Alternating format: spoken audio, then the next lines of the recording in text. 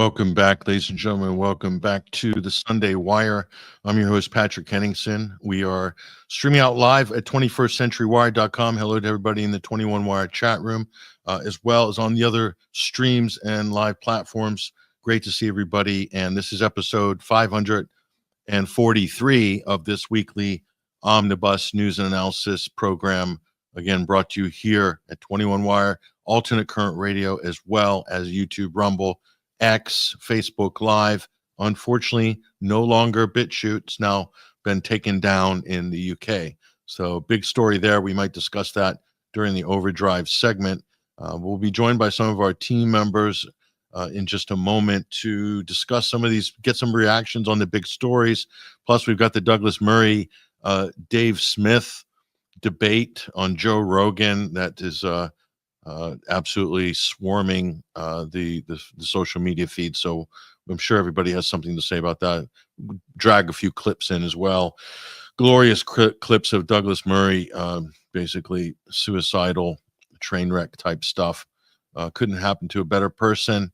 So let me bring on to the stage without further ado our colleagues from ACR. Host of the Boiler Room is Bryan McClain, aka Hesher, is joining us on the live link right now.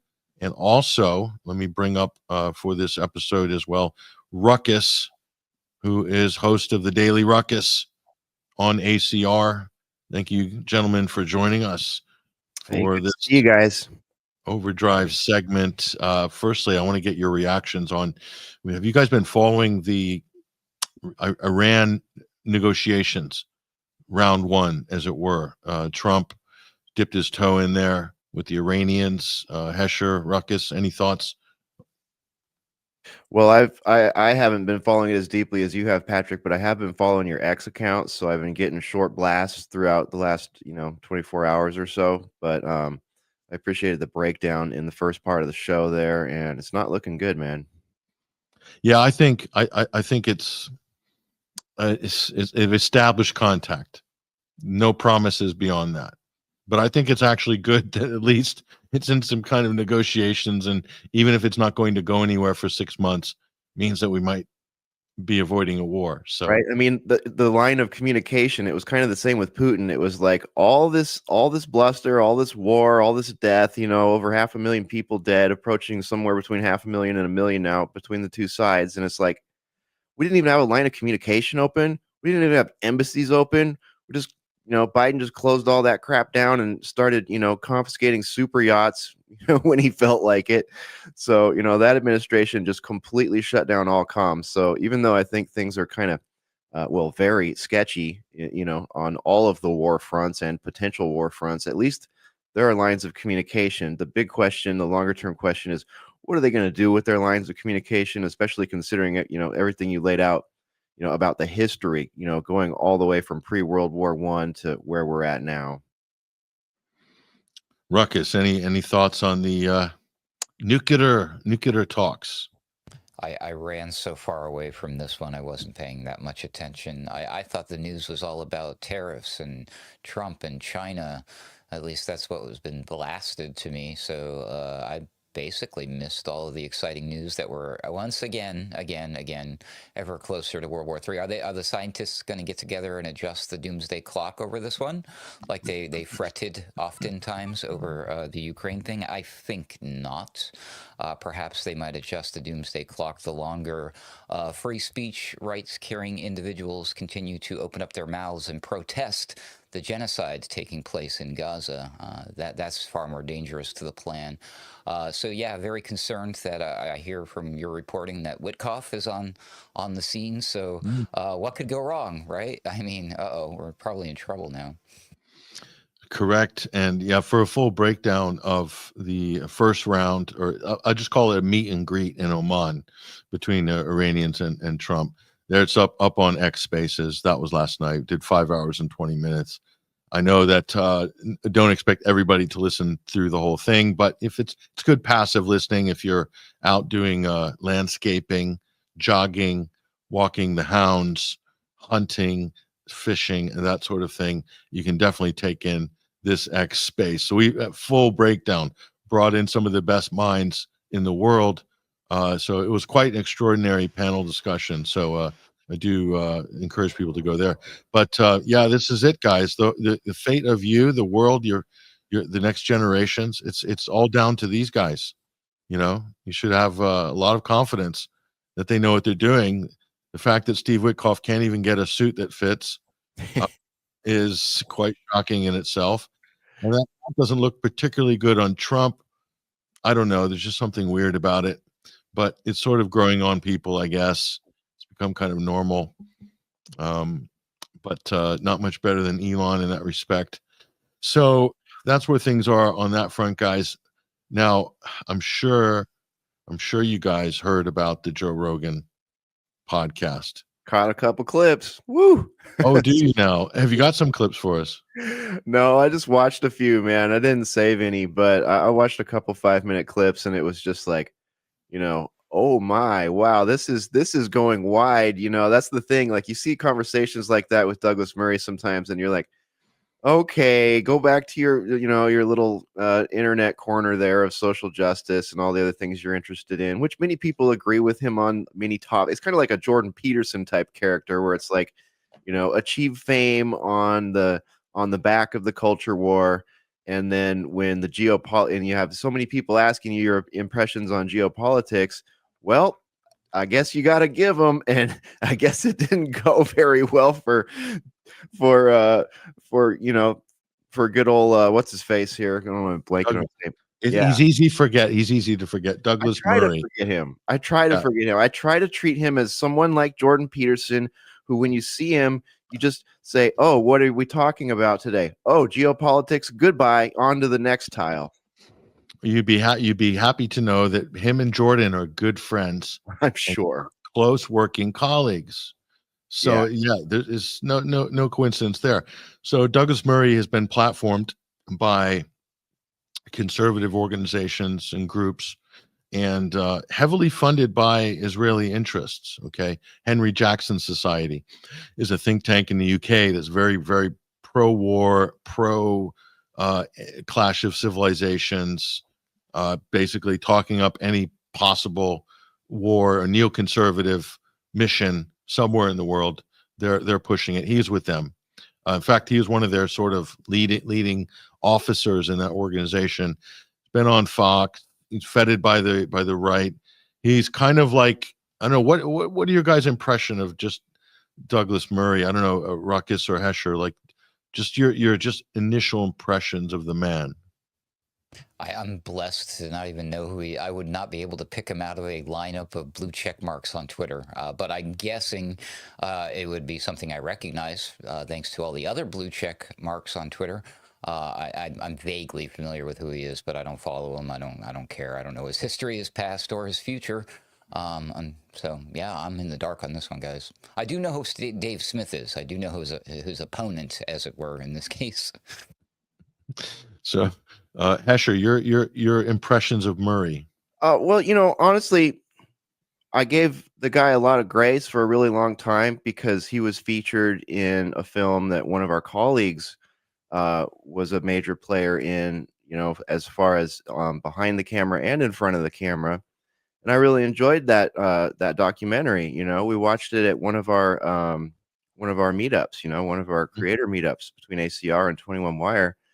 And I didn't disagree with anything he said in there. You know, that was really good commentary. He is, you know, by all appearances, when not talking about geopolitics and talking about human psychology and, you know, relationships and culture, he's bright, you know, and much like Jordan Peterson. I give all these guys, you know, points where points are due.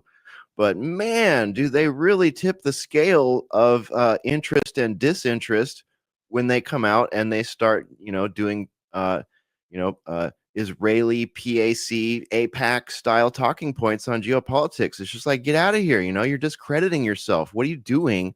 You know, and if this is really, you know, the kind of hatred for humans that you can have underneath all of this intellectual stuff, I'm sorry. You know, it's like I understand the culture war very well. And guess what? It's already lost. It's already done. That's happened, and we now have a massive swath of people in the West who are victims of the culture war, who are NPCs of the culture war, who are absorbers of, you know, propaganda and bullcrap. And, you know, it's like that war is kind of done. It's an easy win at this point. There's no switching anyone's sides. Only the brainwashed themselves can decide to try to help themselves out of that situation of being embroiled in the identity politic of culture war. And many of those people will come there with age and with, you know, their wallet getting stomped on and their ego getting stomped on long enough. You know, many people will escalate out of that or evolve out of that. But for the most part, it's indoctrinated into our schools. It's indoctrinated into business. This current administration is doing some earnest work to root out some of the systemic, you know, pieces of it, pieces that have been made systemic via legislation and policy. So that's kind of cool. But, you know, like so many things that this administration say they're going to fix, they're grabbing all the low hanging fruit for it, you know, stroking the head of the dog of the MAGA and showing them all the winning that they're getting. And, you know, that's the other thing. It's like you've got people brainwashed with the identity politic on the left, and then you've got the, you know, more establishment wing of MAGA and the establishment wing of GOP. Those people are just as brainwashed now. You know, the Q mindset is like inherent in that mindset. So again, the polarizations are completely switched. And getting back to people in this, you know, intellectual dark web, you guys should stick to your manosphere stuff. You should stick to the, you know, stick to the easy stuff, guys. Like you're good at that. Yeah. But you make an ass of yourself in front of tens of millions of people on Joe Rogan. Oh boy, I haven't looked at any of the Twitter comments under some of his posts, but I'm guessing it's just a massive avalanche of ratioing of you're a dum-dum. Yeah, it's not good. It's not good. I agree with you, Hesher. You know, it's like keeping men out of women's sports. I think that's a good place for people like Douglas Murray and, you know, or Dave Rubin. You know, they're kind of LGBT conservatives. So let them fight that fight against the trans men. And I think that's perfectly a good place for them. But when it comes to heavyweight issues where you need a degree of objectivity, a little bit of compassion for the human condition in order to advocate for sane policies, these people are completely psychopathic. And that's kind of like what's come out. Now, the big thing, and I'm going to play this clip, and this is a really important discussion. I'm so glad. You guys know how much I've criticized Joe Rogan for being, and he was actually good on this. I thought so loved too. it, kind of Big Lebowski style, kind of, I don't know, this kind of righteous aloofness that he had, where he just kind of, he could have been stoned, but he stumbled his way through it gracefully, like the Big Lebowski, like the dude. So Rogan played the dude perfectly in this one. I was so impressed with how, it was almost like magic how he did it. I couldn't have even done that with Murray in there. And then you get Dave Smith on the other side talking mostly sense. And so but what came out of this, I think, is so important, was this idea that because you haven't been there, that you can't talk about it. And that's the important part of this discussion that came up. So basically, Douglas Murray is saying in this, I'll play this clip now. He's basically saying, I've been to Israel, you haven't, so you have no right to talk about it here. And you have to have been there even to make a passing comment. Okay.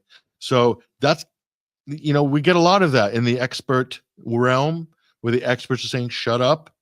During COVID, the vaccine thing, it was all about the experts. And we were being criminalized for having an opinion about our own, like, health, you know, or our own safety. So we'll listen to this here, and I think this is a good one. Let me just cue this up here in the right place. So this is Murray basically setting up this kind of argument, and we'll play this, and then we'll discuss basically what's come here. Let me get this set up.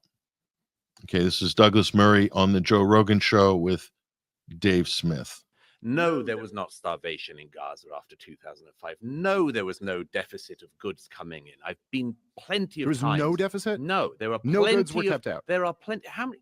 Have you been to the crossing points? No. When were you last there at all? I've never been. You've never been. Well, am I not allowed to talk about it now? I've never been to. Have you ever been to Nazi Germany? Are you allowed to have feelings about them? You can't time travel, but you Well, can. right. But you can travel. Okay, but so what? So what's the point? Like, No, okay. I find that Lots very... of people have been there and agree with me, and lots of people have been there and agree with you. Yeah, but so if I don't you're know going what to the... spend a year and a half talking about a place, you should at least do the courtesy of visiting it. all right. I just think this is a non-argument. You don't but think? Okay. So you're not That's allowed to amazing speak to about me. things that you've read about. You can only speak about things that you've seen with your own eyes. Hello, I'm Douglas Murray, and I am really, really, really into freedom of expression. I'm an extremely intelligent and logical man, and I am very, very much into freedom of expression and freedom of thought, except on certain things. I think that's Edward Dutton there, giving his pastiche at the end. We could go back and go to Ed Dutton's Jolly Heretic. Here we go. That's his account, the Jolly Heretic on X. But so just based on that, Murray setting up this argument, and he really got panned for this. Really, the internet crushed him. So this was his Kathy Newman moment. You remember Kathy Newman, Jordan Peterson, that interview where Peterson just basically steamrolled her, and mainstream media was half destroyed after that. So this is one of those moments, but it was even better because Murray is a big advocate of neoconservatism. He is here's one of his books, by the way, just to give you an idea. Neoconservatism, Why We Need It, by Douglas Murray, 2006. So, he's right on the cusp there, the cutting edge of neocon land, right? So that's like what you're dealing with there. So basically, I thought Dave Smith handled that pretty well. Some stuff I would have criticized him on. He caved on all the October 7th talking points, and he allowed Murray to steamroll him on those. But I think this is actually an important thing that comes out into the big public debate. What are your guys' thoughts? Yeah, well, first off, I could not help but notice how steamrolly Douglas was. I saw him doing that. I saw him do the October 7th steamroll. I saw him do the sort of "what's wrong with you" passive blaming. If you think this way, you're a monster. He sets the whole narrative up the way that AIPAC would love him to set it up. But that argument right there, when's the last time you've been across the crossing? Are you kidding me, dude? That's the guys in the intellectual dark web, they love to point out when people use logical fallacies. Well, guess what? Douglas Murray used a logical fallacy here. He's using appeal to authority, I think, and riding on that only, which is absolutely ridiculous. And even Joe got frustrated with him at one point, and in that Lebowski sort of tone was like, would you let him finish? Like there were a couple times where Joe did a really good sort of like stealthy moderator style there. Hey, I'm just trying to understand and I need to hear both sides. There was really that kind of vibe. So I felt like, number one, it's freaking fantastic that this is going out to more than 10 million people, and his big episodes that get a lot of clips made, they go wider than 10 million people. So this discussion between these guys on Joe Rogan and the ongoing discussions on Candace Owens' show and some of the things that Tucker Carlson has said has led to what I'm starting to perceive as a planned, not necessarily planned by those individuals I just named, but a planned, this is the result of what I've been talking about since Kanye showed up on X, right after X started, and he showed up with the net and the Yahoo drink and all that. I said, this is different. This is the opening of the Overton window, and it's going to start sliding to the point where they want people talking about the political Zionism topic, and they know which conservatives are not going to bend on this. So let's just amplify it. Let's just open the floodgate here. Let's turn the algorithms down. They might not turn everybody's algorithm down. Wink, wink, nod, nod. Three of us and some others. But all of a sudden, it's a huge topic. And I think it's being allowed or done on purpose so as to bifurcate and fracturize the conservative movement. And we're forced into that now. We are forced into that. There has been a time between 2022 and right now where conservative, even conservative mainstream media and a lot of independent and alternative media have been fellow travelers, kind of arm in arm, until October 7. And then it started to burble. And then the Overton window of the algorithms allows us to all talk about it. I mean, we're having this discussion on YouTube right now. That wouldn't have happened a year ago. It wouldn't have, that we would have got a strike. Yeah, vaccines are risky. Yeah. Vaccines are YouTube. Vaccines are risky. That would have just been a strike. Yeah. Right there. Maybe my channel might have been deleted. Mm-hmm. Absolutely. That's why we stopped broadcasting on YouTube for over a year. As soon as we hit the monetization point, we started getting strikes. And I said, well, I'm just going to put the lid on this thing and set it, let it collect some dust for a few months, because I had a feeling this shift in culture, allowable discussion in our culture on this topic was going to go somewhere. And here we are. We're the small fish on YouTube talking about it, but the big fish on YouTube are out there talking about it all the time. So effectively, there's infighting in the conservative group right now, and that's not a good thing for us conservatives. If we can call ourselves that. I know the three of us here kind of waver back and forth and won't really pick a side because both sides are corrupt. We like one side better for other things, one side better for the other things. But every time any one of them is doing something, we're looking deeper, trying to figure out, well, where does this go in the long term? What's the actual policy? Can we strip off all the social media veneer and the winning and losing and talk about where this goes? Where the problem is, Hesher, is foreign policy. This is where, and this is, Americans, especially on the right, have trouble resolving those issues. Whereas on the left, they have trouble on the domestic issues. And they're right are pretty much on the same page domestically, and they're all over the place internationally. The left are all over the place domestically, but they're all on the same page internationally. So this is like the yin yang dilemma of U.S. politics. I mean, Ruckus, you have to weigh in on this issue. Go ahead. Well, I think you're in trouble with the YouTube thing. I think I heard it from the RFK Jr. himself that vaccines are good. So we should not be saying that vaccines are risky. The only reason we can get away with things now on YouTube that we couldn't before is they like people who say, we don't like Elon Musk, we don't like Donald Trump. We're certainly in the favor of YouTube right now for that. I have noticed that they still put up the... they put up a fact check on your video, Patrick, as well as the Boiler Room about JFK. I was Really? like, why are we putting... Yeah, so they got this little, hey, go here to learn about what really happened to JFK. And I'm just like... Oh, what? Wow. Oswald. We got the Oswald post, didn't we? Yeah, they still do it for climate change, too. I was noticing they do that for weaponized news, which I'm on frequently. YouTube's like the lone gunman theory. They're pretty set on that one at YouTube HQ. Lone gunman.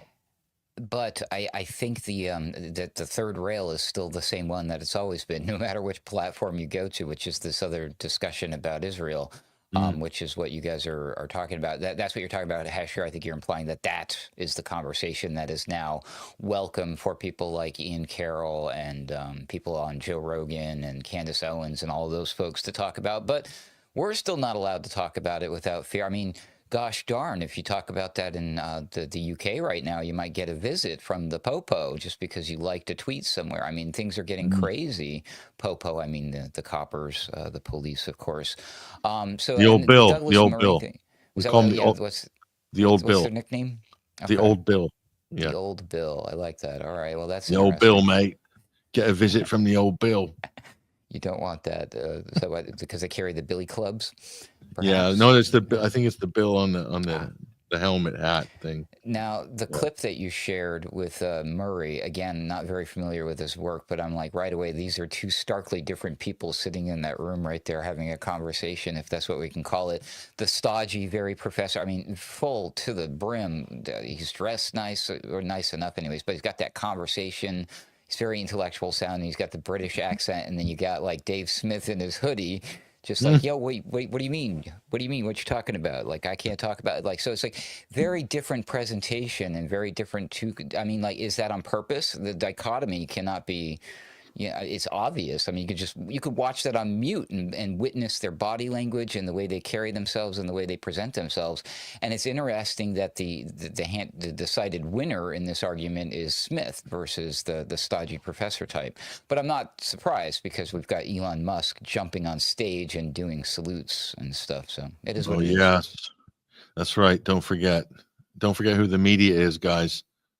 Don't you forget. So, so you guys will love this. Someone did a little searching on Murray's argument is that if you haven't been there, you got no right to talk about it, especially if you're wearing a hoodie like Dave Smith. So Patrick, sorry to interrupt. I have a question though. I haven't been there. I've talked about it a lot.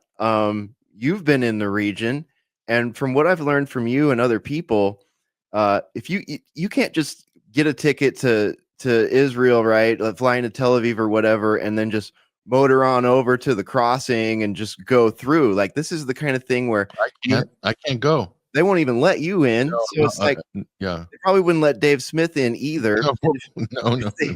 No. Like, he's already off the list at this point. But if let's say there's someone like him that wants to go in, someone of that mindset, correct me if I'm wrong. The way I understand this is like, you have to petition the government, you have to get a police and military, entourage basically to tour you around, and they will take you to very specific places, show you very specific things, tell you how to analyze what you're looking at, and then take you to the wall and put the little hat on you and make you smooch the wall. Like, nobody wants to do that. Oh, they took Murray. So Murray went on a paid propaganda junket by the Israeli government. So that's his access. So they took him to the October 7th kibbutz tour. It's like the usual thing. Zelensky does the Bucha tour. When you go to Ukraine, brings the politicians on it and stuff like that. So someone did a good mashup on Murray. Okay, let's look at this. So you note the argument that he's made. Note the argument, and then let's watch this excellent mashup that was done by Good Morning Liberty. We'll bring this up on stage here. This is just about the best thing. So look, guys, as self-owning goes, this is a piece of high art. This is among the best things ever put on the internet. I'm telling you right now, folks, you will be absolutely. So just remember the arrogance, the pompousness of Douglas Murray. So this is Douglas Murray versus Douglas Murray on, quote, lived experience. Get a load of this. Have you been to the crossing points? I really resent that form of argumentation. When were you last there at all? Sure. I really resent it. You should at least do the courtesy of visiting it. This is not an attractive invitation. I think it's a good idea to see stuff, particularly if you spend a career talking about something. I have the right to talk about whatever the hell I want. And no one's going to stop me or try to intimidate me. And I think that if I said to somebody else the other way around, it would be equally reprehensible. I have a journalistic rule of trying never to talk about a country, even in passing, unless I've at least been there. If I said, shut up, you have no right to criticize anything that Douglas Murray says because... Hang on, you're talking about crossing points. And not only have you never been to a crossing point in either Egypt or in Israel, but you've never even been to the region. Okay. It's not an exact comparison, but seriously, is that a reasonable form of argument? No. In that case, nobody can talk about anything. We might as well pack up, go home, and isolate ourselves. If you're insisting that you're an expert of some kind, or not claiming you're an expert, but still talking about it, if you've never seen any of this going on. I mean, there are some people who've written about there are people who've written about the Holocaust who didn't experience the Holocaust and have written about it better than people who did. But that is a different matter from spending an awfully long amount of time talking about an issue in a region you haven't even had the courtesy to visit, whilst developing all of these views about it. This idea that the lived experience has to triumph over everything else is not always correct. Should at least know what it is, what the territory is, what the situation is in the region. So there's an irony to this, but let's skate over the irony. Ladies and gentlemen, that is just about the best takedown by Douglas Murray of himself. Have you guys ever seen a better self-owning than that one? That's pretty epic. I'm going to take Fantastic. this as a sign to stop talking about Epstein's Island, because eventually someone's going to, how, have you ever been there? No, I have not. So I guess I have no right to talk about it. Have you ever been to Vietnam? Or do you know the horrors of the Vietnam War enough to say enough. that it was a pretty effed up situation for anybody that was sent there? Of course not, you know. I've never But, used TikTok. Thank God I can stop talking about TikTok now. So props to, you know, Dave Smith for standing up to this arrogant, self-preening, pseudo-intellectual Douglas Murray, and then waiting for the self-owned mashup afterwards that completely vindicates Dave Smith, which I think is just poetic. So yeah, again, probably one of the most productive programs Joe Rogan's ever broadcast, quite frankly. It's one of the best, most productive. So, you know, props to Joe Rogan. He scored some points in the good column this week.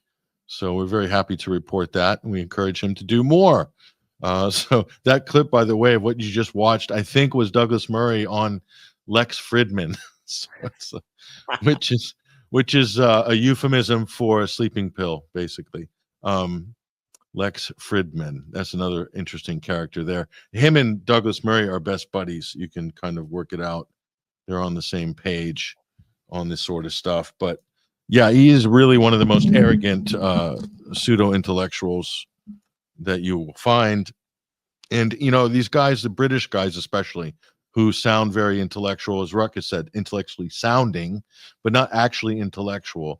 They come to America and they just sort of walk all over people like Murray does. And people they defer to, he gets deference from Americans in the media. They're totally hands off him on Fox. If you guys noticed him on Fox, he's treated like he's some sort of superhero. Yeah. Conservative icon, you know, Douglas Murray. Oh, author of, here's another one of his books, by the way. This is what he had on the desk while he was on Rogan. He was shamelessly plugging his book. He had this thing standing up on the desk next to him. It's called On Democracies and Death Cults. Guess what the death cult is? Of course, it's Islam. So he is Mr. Clash of Civilizations. He is backed and talking up every war. He's pro-Ukrainian war. He's actually against Trump for trying to negotiate a peace settlement. Murray, okay? Mr. Conservative, loves hanging out at Mar-a-Lago, getting his photo ops, and paid press junkets to Israel conservatism, why we need it. Okay. So, yeah, he has seen the front lines. Let's look at what he has seen on the front lines as well. This one really takes the cake. You guys will love this. This is actually a still photo taken from his account on X. I've seen some pretty effed up things, but this is something special.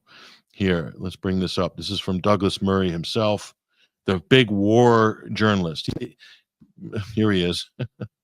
So this is Murray, guys, in Gaza, and he claims to have found the chair where they killed Sinwar, Yahya Sinwar, the Hamas leader, the guy who basically shot threw his gun in a drone because he was out of bullets before they killed him while he was wounded in battle. Literally the head of Hamas fighting the Israelis from bombed out buildings. I mean, he has legendary status among Palestinians. And Murray, with the IDF as his personal guard here, has gone to look for Sinwar's apartment and to get this photo op. Look at this. First of all, I'm just going to say that I've never seen a photograph so camp. That could be the profile page on his Grindr account. But this is just the most silly thing you can imagine. He's wearing the press vest as well. So this thing is camper than, you know, a row of tents or a Christmas card, as far as I'm concerned. Did you say he was killed in that chair? Sinwar was. We're led to believe. I actually did a little check on that, and it's not the same chair. That was my first thought. Is this just a good enough for the picture sort of thing? Like, yeah, it is. That's pretty. That makes it even dumber really. Would you Or- guys honestly, you walk in a room and somebody says, "Hey, this is the chair where somebody was killed." Oh, I want to sit there. Take my Who does picture that? there, dude. You're right. I don't think that is the actual chair, which makes this both fake and gay. So, Yeah, I don't see there we any blood on it. Like, if he was already injured when he sat in it and then they executed him, I don't think the chair is going to look like that. I would even take that chair off the side of the road and bring it into my house. That one looks all right. This is the only time you can get away with saying fake and gay in sort of an intelligent context. Yeah. Here. Well, So- All right, okay. Hesher's the real badass. This guy's only willing to sit in the chair where somebody died. Hesher wants to take it home. Yeah.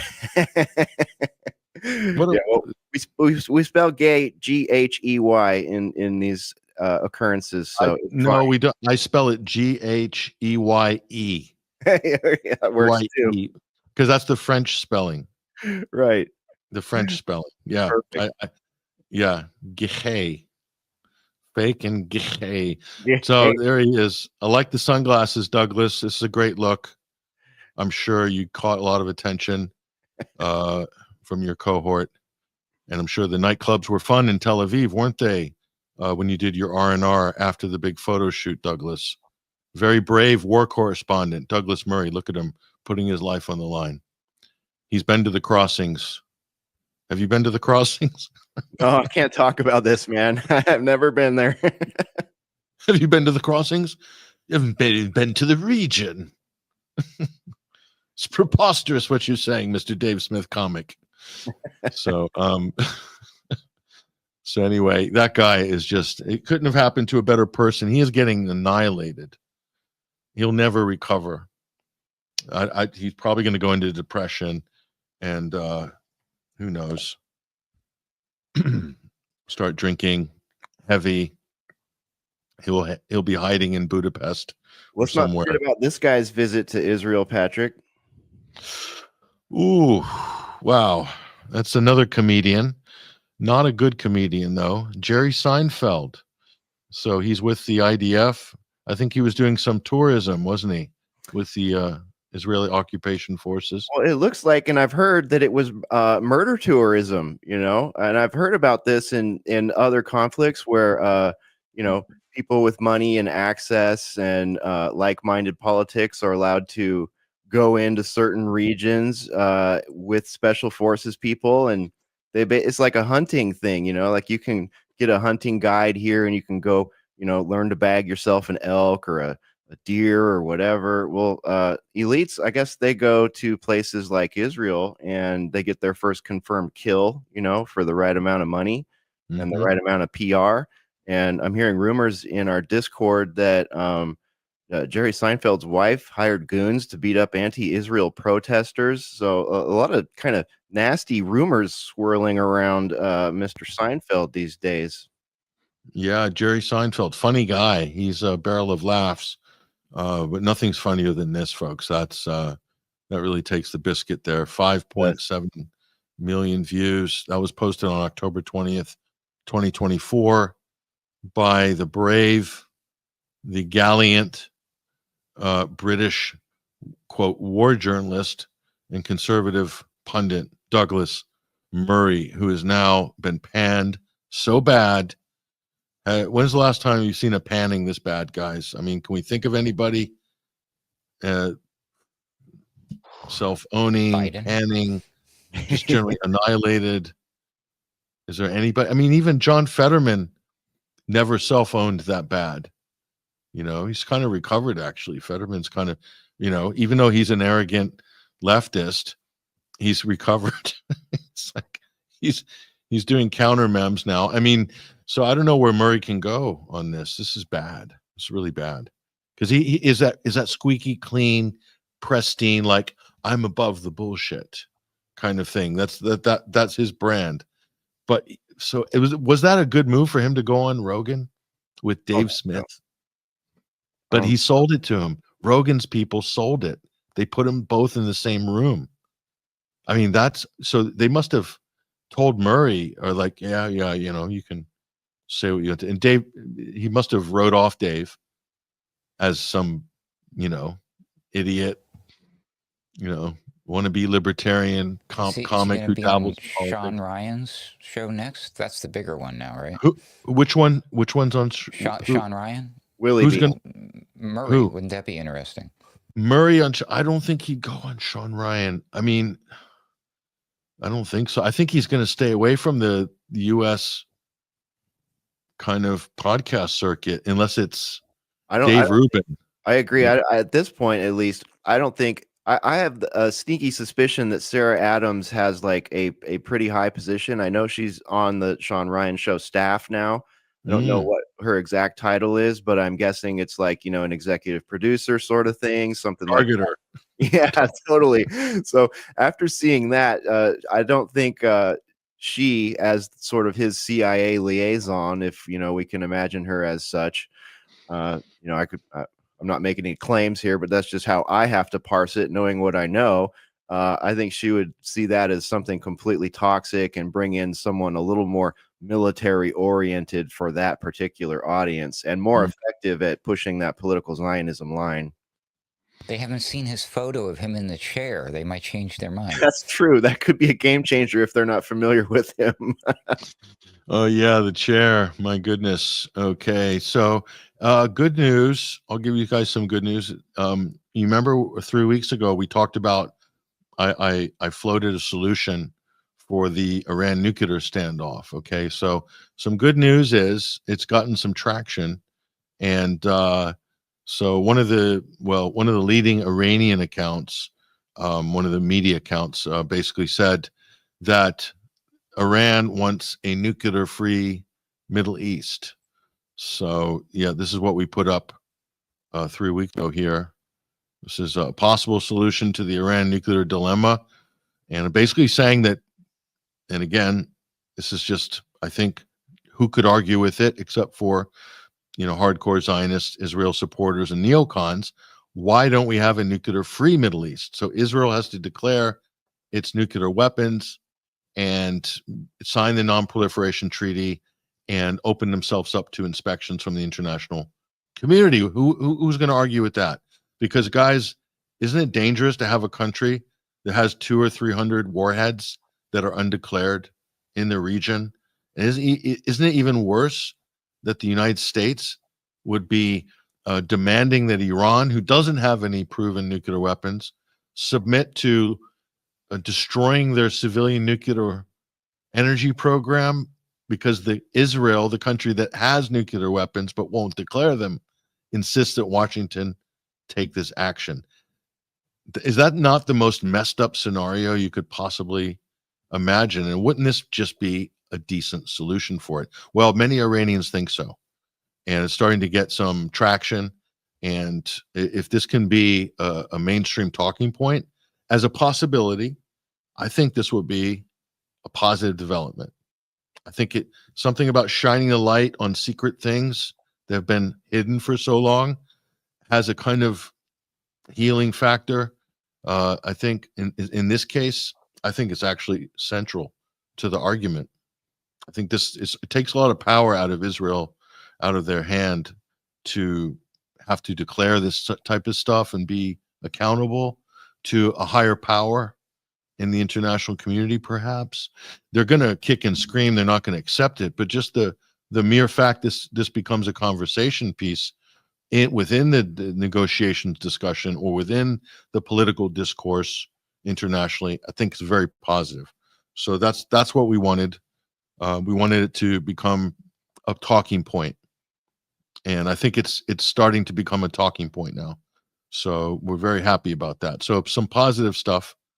And listen, if we can only if we can inject some talking points into the conversation, and more people are saying the right things, I think they're going to be productive.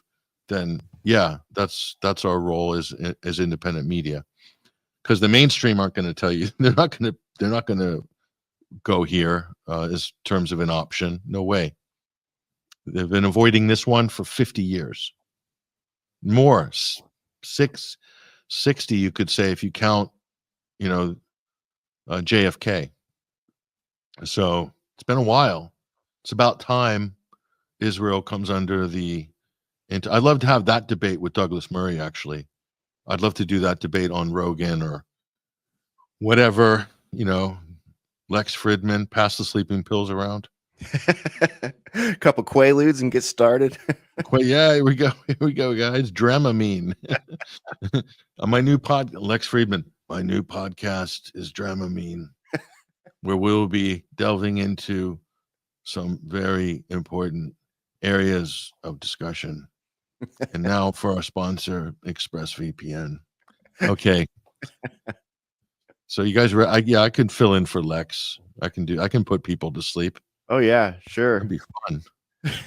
Easy. He does not have a coffee sponsor program going, does he? He doesn't sell coffee, right?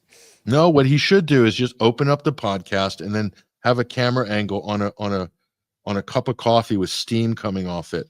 Just leave it there, and just leave it there, and then let play some soft music and let people fall asleep. I think Lex could sell coffee, definitely.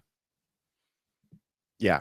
You need it. You need at least 2 cups to sit through just the first hour of Lex's show, generally. Yeah, he's being pushed into our feed, by the way, because I've fallen asleep and woken up to Lex Fridman many times. Same. And I do not subscribe to him, nor do I watch him, but there he is in my feed. How does this happen? This is why these accounts blow up. Mm-hmm. Do you pay for that access? Is it given to you?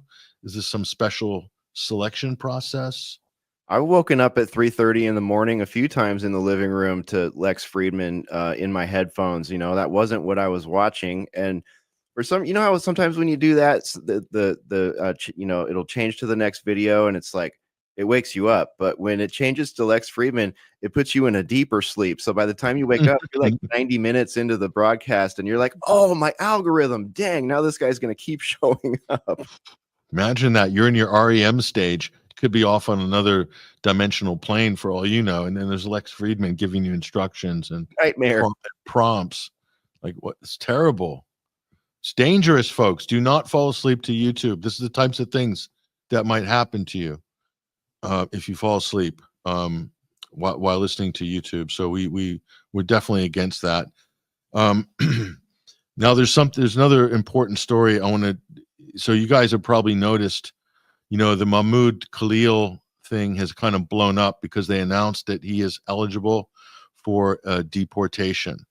So, and this is coming at. And I'm going to show you a couple of tweets here. I'm going through Daniel McAdams's director of the Ron Paul Institute, Daniel McAdams, great guy. We'll hopefully get him back on the show, I hope, very soon to talk about this issue, which is something that we all should be like really important. So here's Janine Yunus. I don't know if everyone can see this up on screen here. She is a civil rights and civil liberties attorney, okay? From American Civil Liberties Legal Organization. And so she's there. She fought for the COVID anti-lockdown people. So that's how I know her, through that issue. But it turns out she's half Palestinian. So all the people that she went to defend, all the conservatives, they all turned basically against her as she was saving their ass and taking it to the man. But they all basically went what we call a woke right on the ID politics when it comes to Israel here. So look at this. So she's saying, this is Kristi Noem. She's quote tweeted Kristi Noem, who is the Defense Homeland Security Secretary. Kristi Noem, former governor of South Dakota, very highly populated, relevant state, of course. I'm joking. Mahmoud Khalil hates the United States and what we stand for. So removal should come as welcome news. And this is the one that they keep repeating, guys. It is a privilege to be granted a visa or a green card to live in the United States of America, says Kristi Noem. But when you advocate for violence and glorify and support terrorists that relish the killing of Americans, harass Jews, that privilege should be revoked and you should not be in the country. Good riddance. So all of these things she's accused Mahmoud Khalil of, he has not done. Isn't that interesting? So basically, Jen Eunice is pushing back against this. We'll go back to Daniel's feed, but Jen Eunice is pushing back on this, and I'll bring that back. But you guys, what do you think generally about this story? I think the House Foreign Intelligence Committee also tweeted out, said shalom Khalil.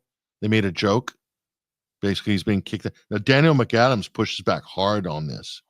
And a lot of libertarians are like, what the hell are we doing here? Okay. So all this Mahmoud student mediator did was mediate between the protesters and Columbia University. And he himself is a BDS activist, which is boycott, divestment, sanctions.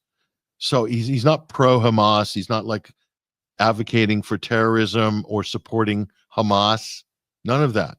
But they went for him. Why did they go for this guy? I think because he was Palestinian. He's a refugee, second generation refugee, and he was like a top A student. So, and he worked for the British government in Lebanon, in the embassy. So he seemed like he was going places, and then this happens. So I think, I don't know, but I'll try to retrieve that feed from Daniel McAdams. But they're all doing victory laps. And they're all copying and pasting pretty much the same talking points on this. And Janine Eunice here, she's got the complaint we'll put up on screen. After the immigration judge in Khalil's case ordered him, the government provided the evidence to justify deporting him. This is what they filed. She says, I've been a lawyer for 14 years and a criminal defense lawyer for 9 of those years, and I've never seen anything like this, says Jen Eunice. And she's saying, totally nebulous, vague allegations about involvement in anti-Semitic protests and disruptive, quote, activities. This is like Red Scare type stuff without any specific attributions of any unlawful activity or even, quote, anti-Semitic speech by Khalil himself, which in any event is actually protected under the First Amendment. The U.S. rightly does not have hate speech laws. We don't. So what the Trump administration are doing is making fiat de facto hate speech laws based on arbitrary innuendo. And she goes on, in the U.S. and all civilized societies, if a government is going to punish somebody under the law, it had better provide evidence of specific forms of unlawful activity by the individual that is being targeted. I think that's fair.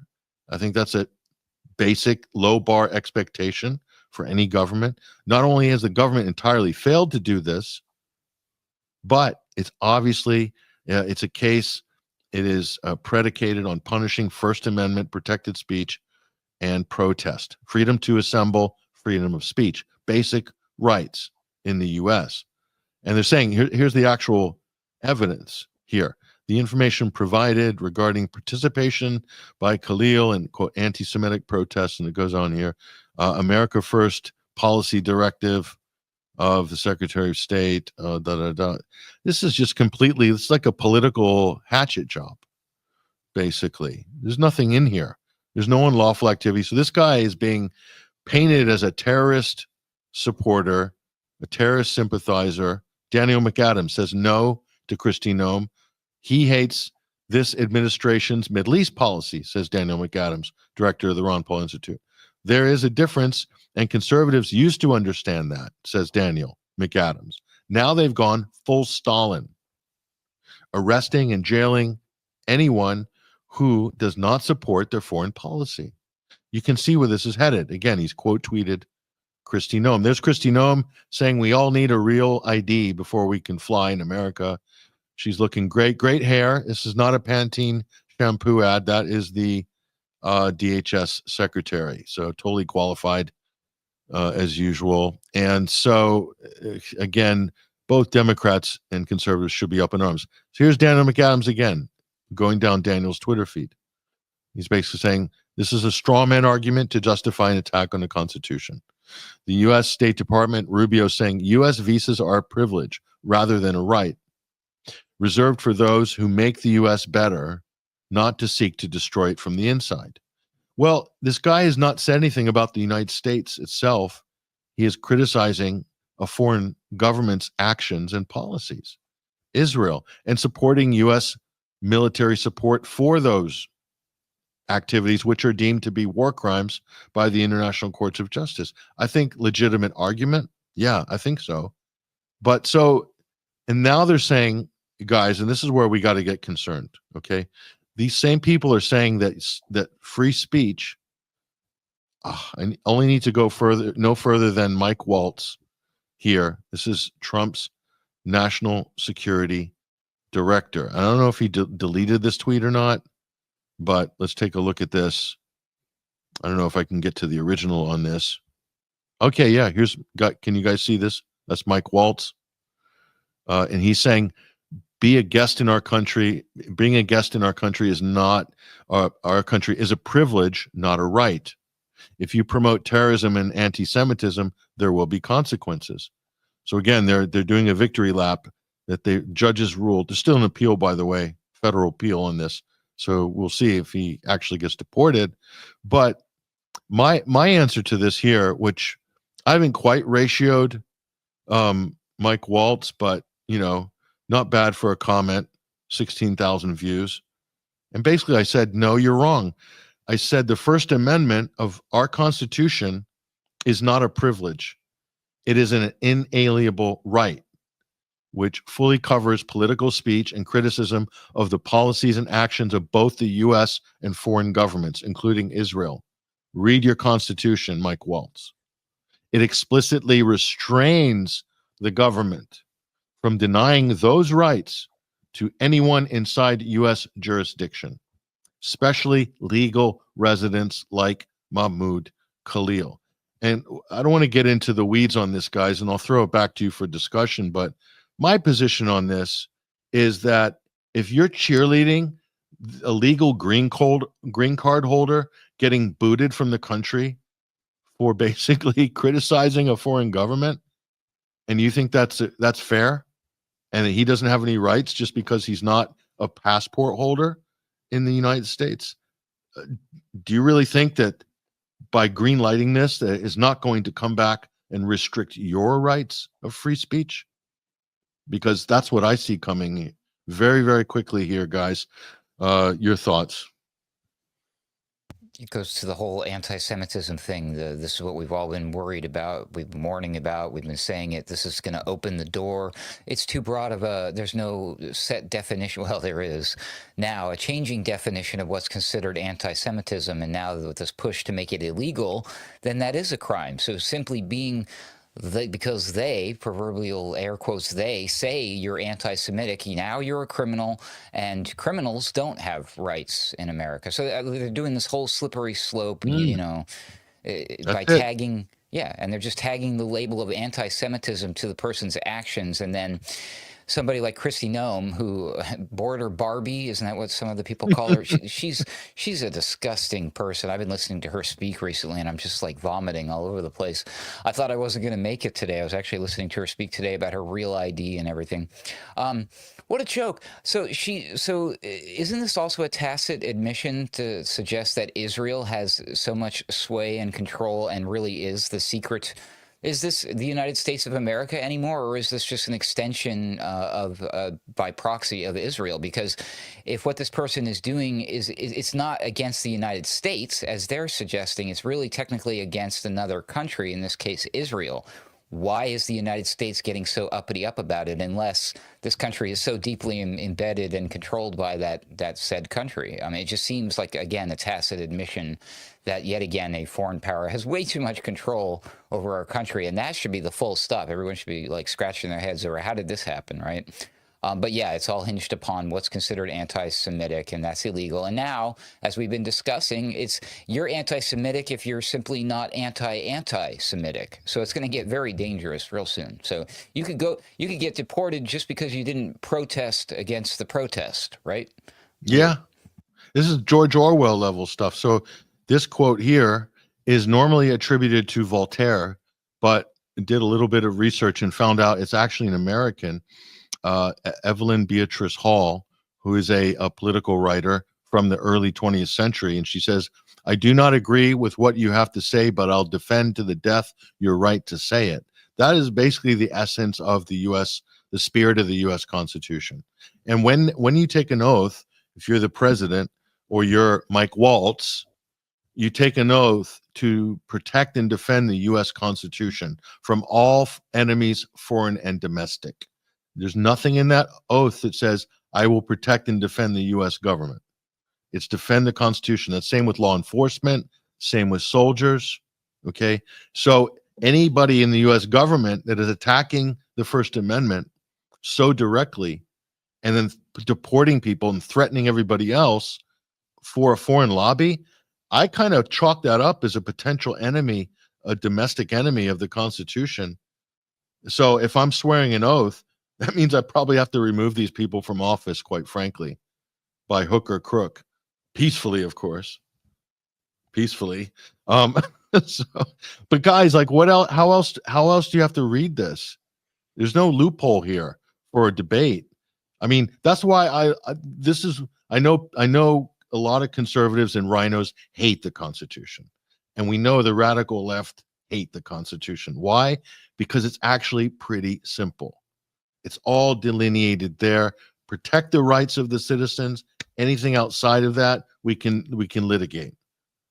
It's not difficult, but this is why a lot of political operatives do not like it. And this is why they don't like America, and they don't like the American system when it's done fairly and with the Constitution at the center of all the interpretations of law. And so this is where the real argument is still. This is the same battleground we're facing in America. Hesher, Ruckus, your thoughts on this? Well, yeah, I agree with Ruckus. This is, Khalil is just a kind of a goalpost in this process, and I think that this back and forth that you're highlighting shows exactly what I was saying earlier. And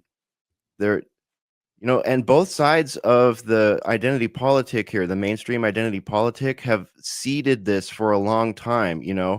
Like we saw in the Biden administration after October 7, there was always this sort of like, well, we're kind of on the side of peace. We're kind of on the side of the Palestinians. We're not going to condemn Israel at all, right? And that was what the conservative pundits used to say, oh, that's the moment right there where they said, oh, if you're on the left or if you support Palestinians and you want peace in the region and you want the ethnic cleansing to stop, then ipso facto, you are a leftist, which is one of the things that we get hit with a lot, which is, patently just a ridiculous argument for anyone who knows our overall worldviews.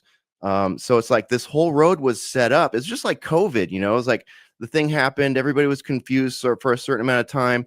Then once all the ducks and money pots were in a row, it became okay for it to be politicized. And all of a sudden, conservatives came out of their little hidey holes and took their ritual muzzles of shame off and said, I like freedom. I don't like this COVID stuff. What about that lab leak? And all of a sudden it became boom. And it was like a mainstream sort of conservative back and forth there. And then it became a CIA talking point that it's a lab leak instead of, an oopsie or something like that. And that the government lied to you, which is interesting. Why would the CIA want you to think that the government lied to you and all that and start all this division? Well, this is it right here. Now this goes back to what I was saying about the Overton window too. They want people having these conversations. They want the conservative wing bifurcated. They want to take people from the conservative wing and have establishment conservatives call them liberals. You're a crypto liberal, you support terror and Hamas. And all the while during that Biden administration, they were doing massive censorship. And, now we're looking at the other side of the massive censorship, because this is the message here from Trump, the Trump administration, his entire cabinet, and all the media that are, full on cheerleaders of him that do not criticize him, is, hey, we are the U.S., this administration, we are political Zionists. And if you don't get on board, we're going to cast you out into the leftist crowd. So have fun over there. Those of you that don't like, men and women's sports and all that other stuff, good luck on that team, because you're not going to be on our team. And oh, by the way, we're going to arrest whoever we want. We don't need good documentation on what we're doing. We don't need to back that up whatsoever. And while we're at it, let's talk about taking Candace Owens, Tucker Carlson, and heck, maybe now even Joe Rogan off of the cool people list. They're all anti-Semitic racists all of a sudden. And all we have to offer you are these talking points, the same freaking talking points that that Douglas Murray was using and all the usual cast of characters use. So I think this is a giant, somehow long-term laid out plan by both sides to do cultural engineering here in the United States to disrupt both sides, honest anti-war people on both sides, and put them in camps where they're ineffective and scared that they may lose their constitutional rights. Like ZP Zap in our, I believe he's in our Rumble chat, said, Christie said, we can't hide behind the First Amendment. Well, okay. He goes on to say she's hiding behind the phony anti-Semitism trope. And he goes on to say they'll start coming after anyone on federal benefits of any sort for this crap. And it goes back to what Ruckus was saying. What is the definition of anti-Semitism? Well, now it's just a identity politic talking point. And the Trump administration and those that work their marketing and, these companies like Influenceable, which we talked about last time. Yep. They're the ones delivering these talking points, and they're the ones pushing this. So it's like, Kristi Noem literally standing there fakely behind the Second Amendment too, holding her rifle, doesn't even know how to wear a plate carrier, doesn't know how to hold a rifle, flagging the guy next to her. And she's, like Tulsi, supposed to come off as some cool, kind of good looking, younger politician who's got the 2A thing going on. Got the baseball hat, and the hair, all the hair. It's like, come on, seriously. What a joke. Like literally grifting and standing on Second Amendment while ripping on First Amendment. It's like, what the hell? Exactly. That's perfect. Yeah. What standing on Second Amendment but while ripping on First Amendment, I'm sorry, does not compute. Does not compute. The Second Amendment is the one meant to protect the first one. That's why they're 1 and 2. Yep. And then she thinks they're used to take care of her dog problem. Oh, the puppies. Yeah, I'm gonna go out and kill me some puppies, said Kristi Noem. Yeah, lovely lady. Anyway, she looks great, and that's all that matters. She looks great on TV. She's gonna be great. It's gonna be the greatest. This is why we like our listeners at ACR and 21 Wire here. TG Wilson pointing out here that Evelyn Beatrice Hall wrote that in 1906 under the pseudonym of S.G. Talentire, based on her reading of Voltaire. So there was a summation of Voltaire that's been attributed on the mem quotes that you see on the internet. It's been attributed to Voltaire, wrongly attributed. Voltaire kind of inferred that, and she did a contextual analysis of Voltaire. And actually, there's another one from T.G. Wilson. Voltaire actually wrote in translation. The actual translation here, we'll read this on screen, is, "We have a natural right to make use of our pens as our tongue at our peril, risk, and hazard," said Voltaire, the great French philosopher. And we have a lot of time for some of these great French philosophers. They're very much in line with early American political philosophy as well. That's why Benjamin Franklin, Thomas Paine, and all of those guys spent so much time in France before the birth of the United States and the independence movement there. So the British version is, "I do not agree with what you have to say, so the anti-terrorist squad are coming." So it's like, they're coming over. So yeah, exactly. Dawn raid, Facebook posts. That's what the British are up to here. I saw an old man who could barely hear. He's going deaf, getting harassed by police officers, the Billies, the old Bill, right? For the fact that he told somebody to speak English. How dare he? Yeah, I like this one. Again, clever comment from our listeners here, our viewers. As per Douglas Murray logic, Witkoff is not qualified to be in any negotiations with anyone, only real estate deals, according to Murray logic. I think we should actually apply Murray logic to the government, not to us, not to the punditry, for heaven's sake, but to the government. I think that experience, qualifications, I think that's good, isn't it, in government, to have more experienced, more qualified people instead of what Trump has. What do we got? Who's defense secretary? Is he a 5-star general? Who's our DOD head of the DOD? Who's in charge of the $1 trillion budget? Hegseth, the Fox guy? Yeah, that guy. No. I'm sitting here looking at a headline from this week. Trump administration proposes historic $1 trillion defense budget to bolster national security. We've been talking about the DOD budget here as long as we've been friends, you guys, and it's been a long time. And we watched it go from, I think, 750 billion up to 846 billion. So they're cranking it up this year. I don't know what Doge has to say about this. I know they've supposedly released more money than the whatever billions this is to bring that up to a trillion here, but. Clearly you can see where this is headed. Trump's also signed off on a new fighter jet platform, which blows my mind because it's like, on the one hand, yeah, we need them. We don't have anything that could compete with a Sukhoi, a top end Sukhoi. There's no way the F-35 ain't going to do it. I mean, it's pretty neat after, being a decade over budget and a decade behind schedule. It's cool jet and all, but sorry, you're probably not going to win against a Sukhoi. So they're building a new jet program. He's put a new a boat program in, I think. And some of that stuff was needed. Our military was actually really wrecked. And one thing I found interesting that I discovered in the last couple of weeks of reporting over at the Pulse is that our military, I might have learned this on your website, actually. It was a great report on 21 Wire about how the U.S. military no longer has the capability to do an amphibious landing, which is exactly what they would need to do if they really wanted to go to war and win and decimate in Yemen. But they can't even do that.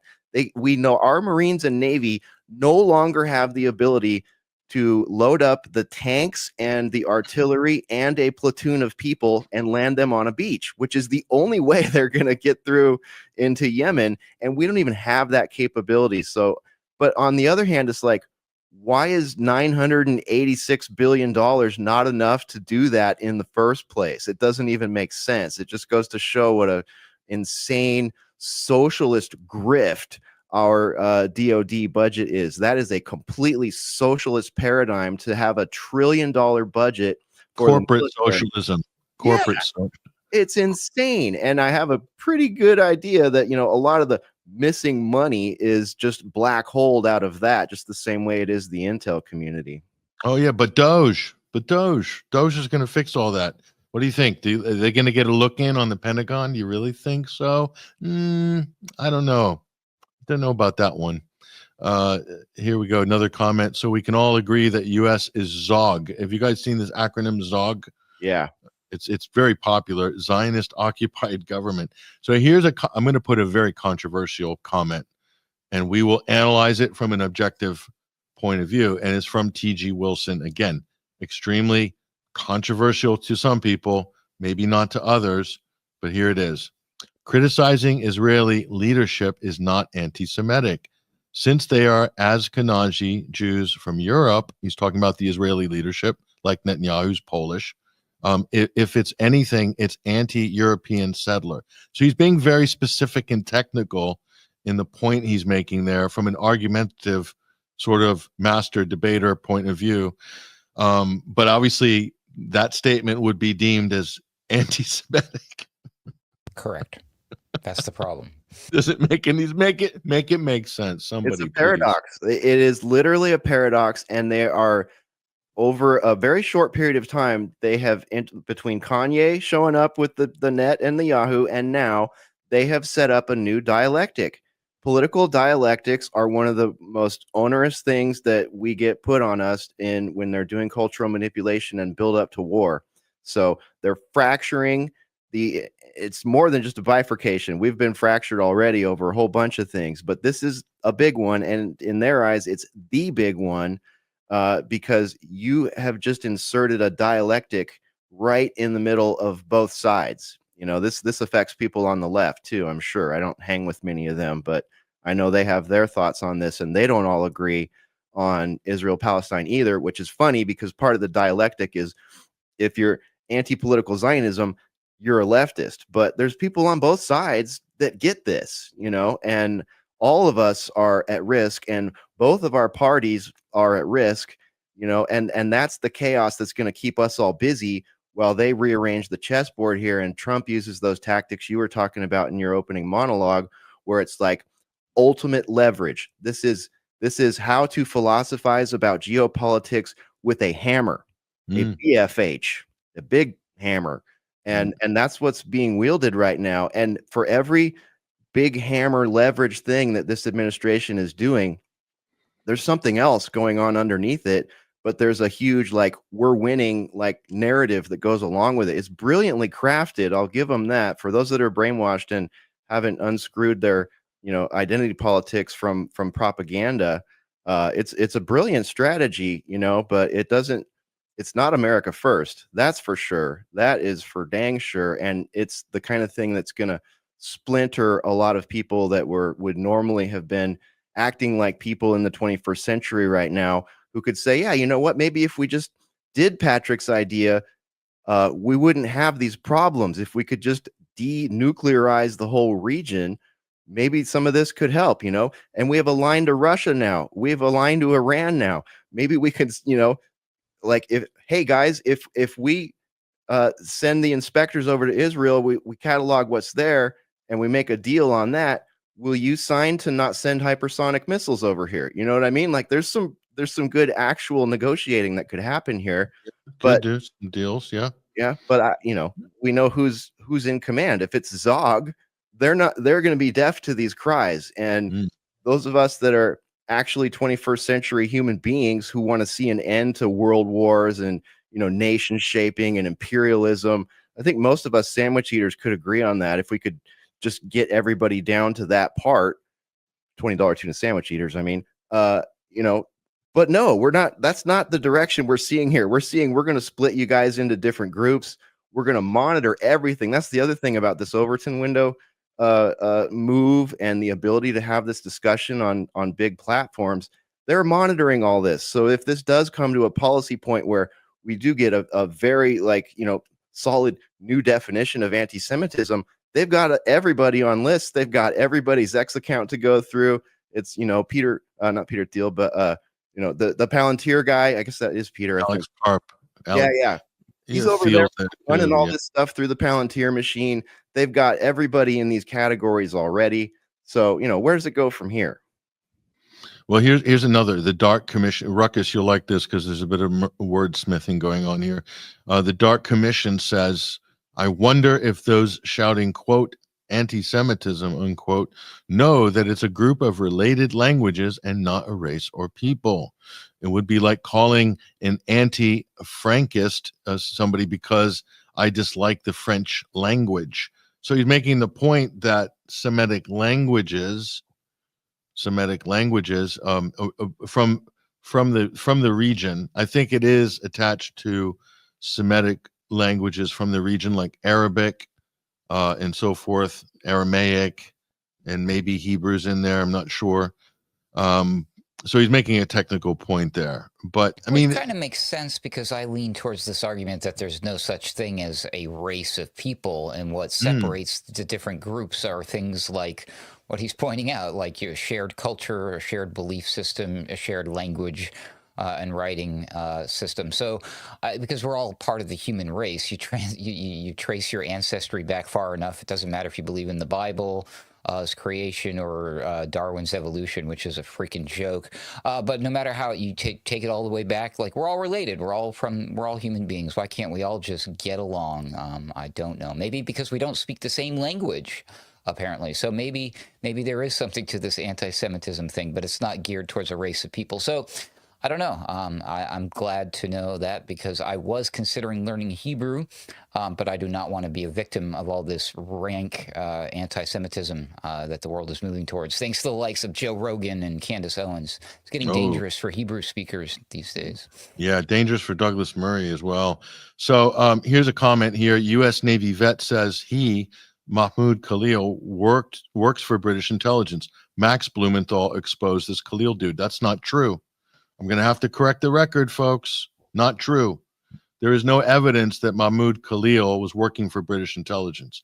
He worked in the British embassy for Syria, which was relocated in Beirut, Lebanon, because the U.S. and the British were kicked out of Syria in 2012, or they were asked to leave or left because they knew that the situation wasn't very friendly for them anymore. So he was hired as I think a 28-year-old working for the British embassy for Syria in Beirut, and he was put in charge of something called the Chevening Scholarship. It's a bit like USAID, where they look for people who have promising careers in politics or academia, and the government sponsors them. Why do they do that? Why do they recruit people and then give them money? To get them on their side politically. This is how the US works with the USAID. It's how the British work with the British Council and the Chevening Scholarship. So this guy was Mahmoud Khalil was a top student, okay? And it's not unusual to find Palestinians working in NGOs in Lebanon, in North Africa, in Barcelona, and in New York, okay?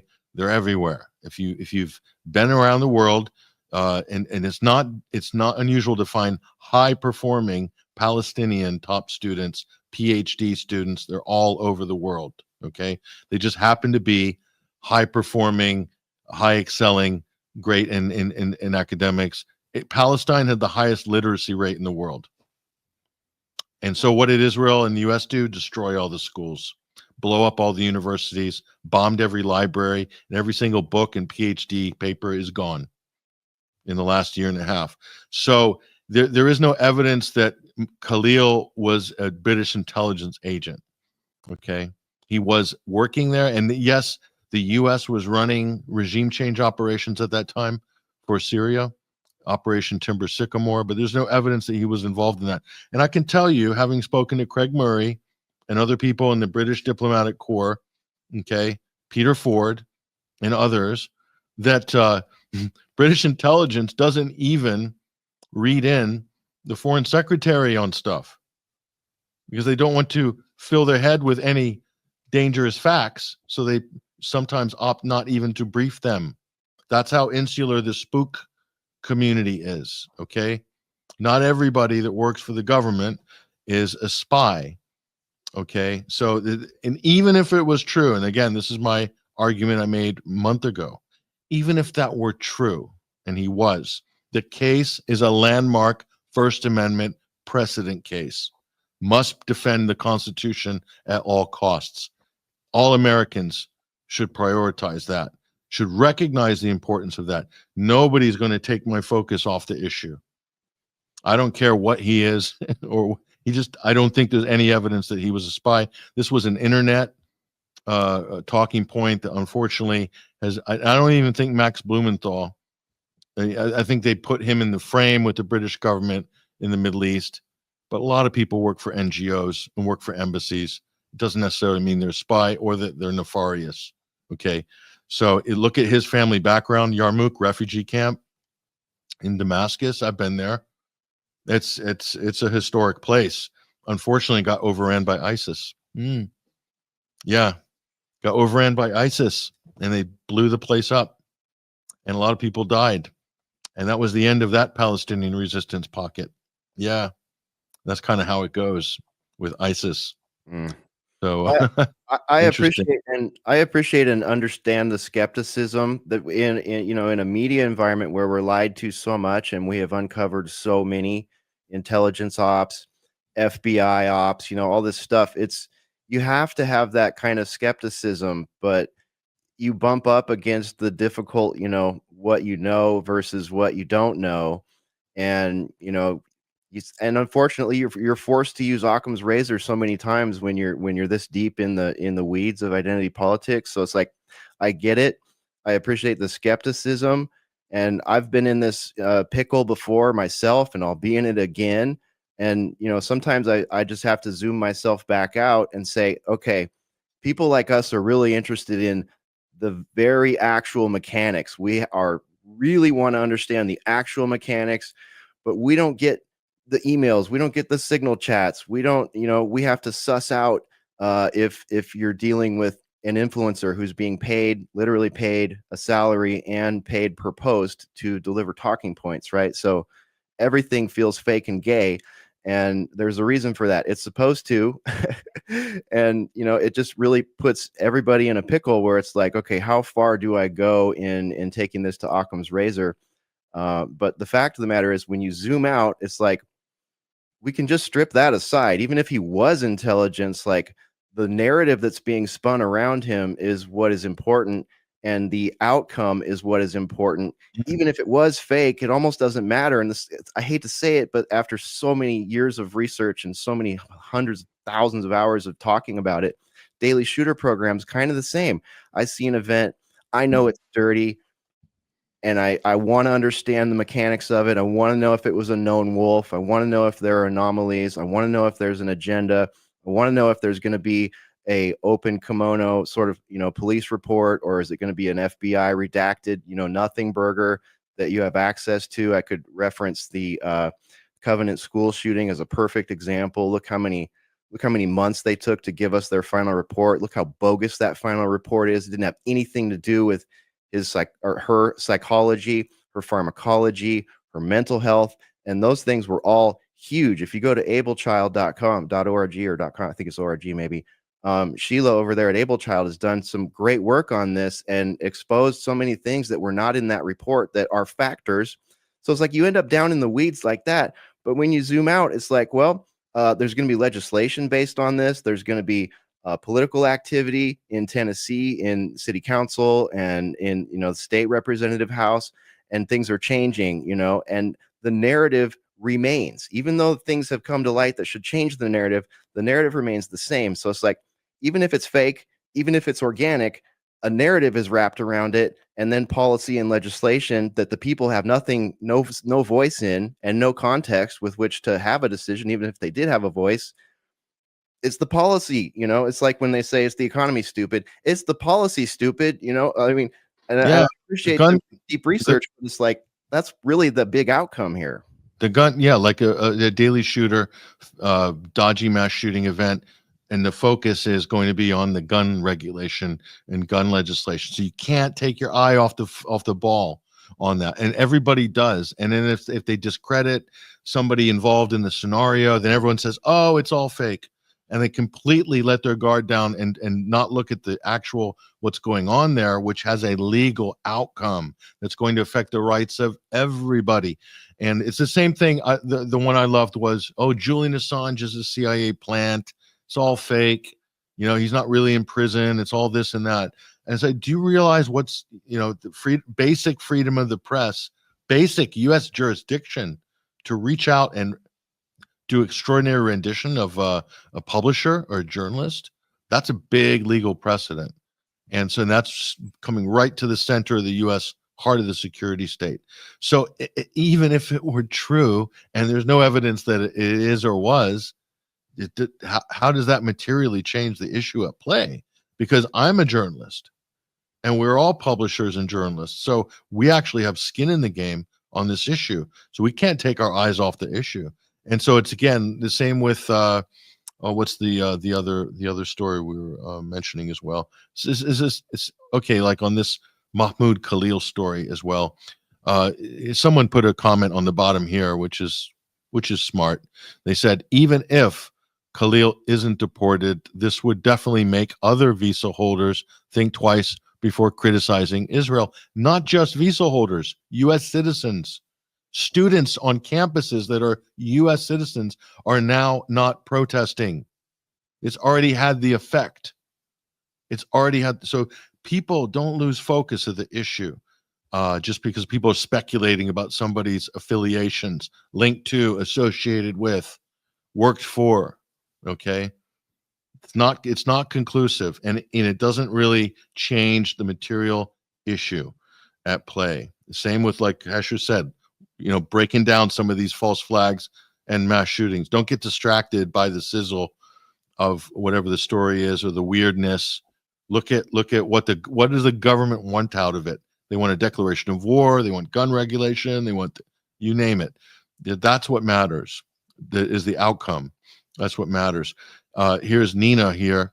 She says about Voltaire. He was imprisoned twice in France at the Bastille, both times, for his scathing, caustic criticism of the French court system at the time. He was then exiled to England, where he fell in love with English society and its liberalism. He wrote a famous work called Letters of Philosophy, or Letters Concerning the English Nation, 1734. Voltaire's sharp wit is as prescient today as it ever was. Absolutely agree 100%. Fled his country because he was making too much trouble, like Socrates, picking fights and debates with the man. And the man said, "We've had enough of you. And off to England you go. We don't want you in our business and our hair anymore." So he's an icon in France among many French intellectuals that have given us Socrates so much. that option too, by the way. A lot of people forget that they said, hey, you can exile yourself or we got to put you to death. And he's like, okay, death it is. Oh, he did get the option. Yeah. No, he chose to take the poison and all that. Yeah. Wild, huh? Drink the hemlock. Socrates was an interesting cat. He was an interesting cat. He was very in vogue in the elites of society. They would invite him to parties, all the elites, the top royals, and They, as a kind of party trick, that, oh, Socrates is coming, and everybody got excited.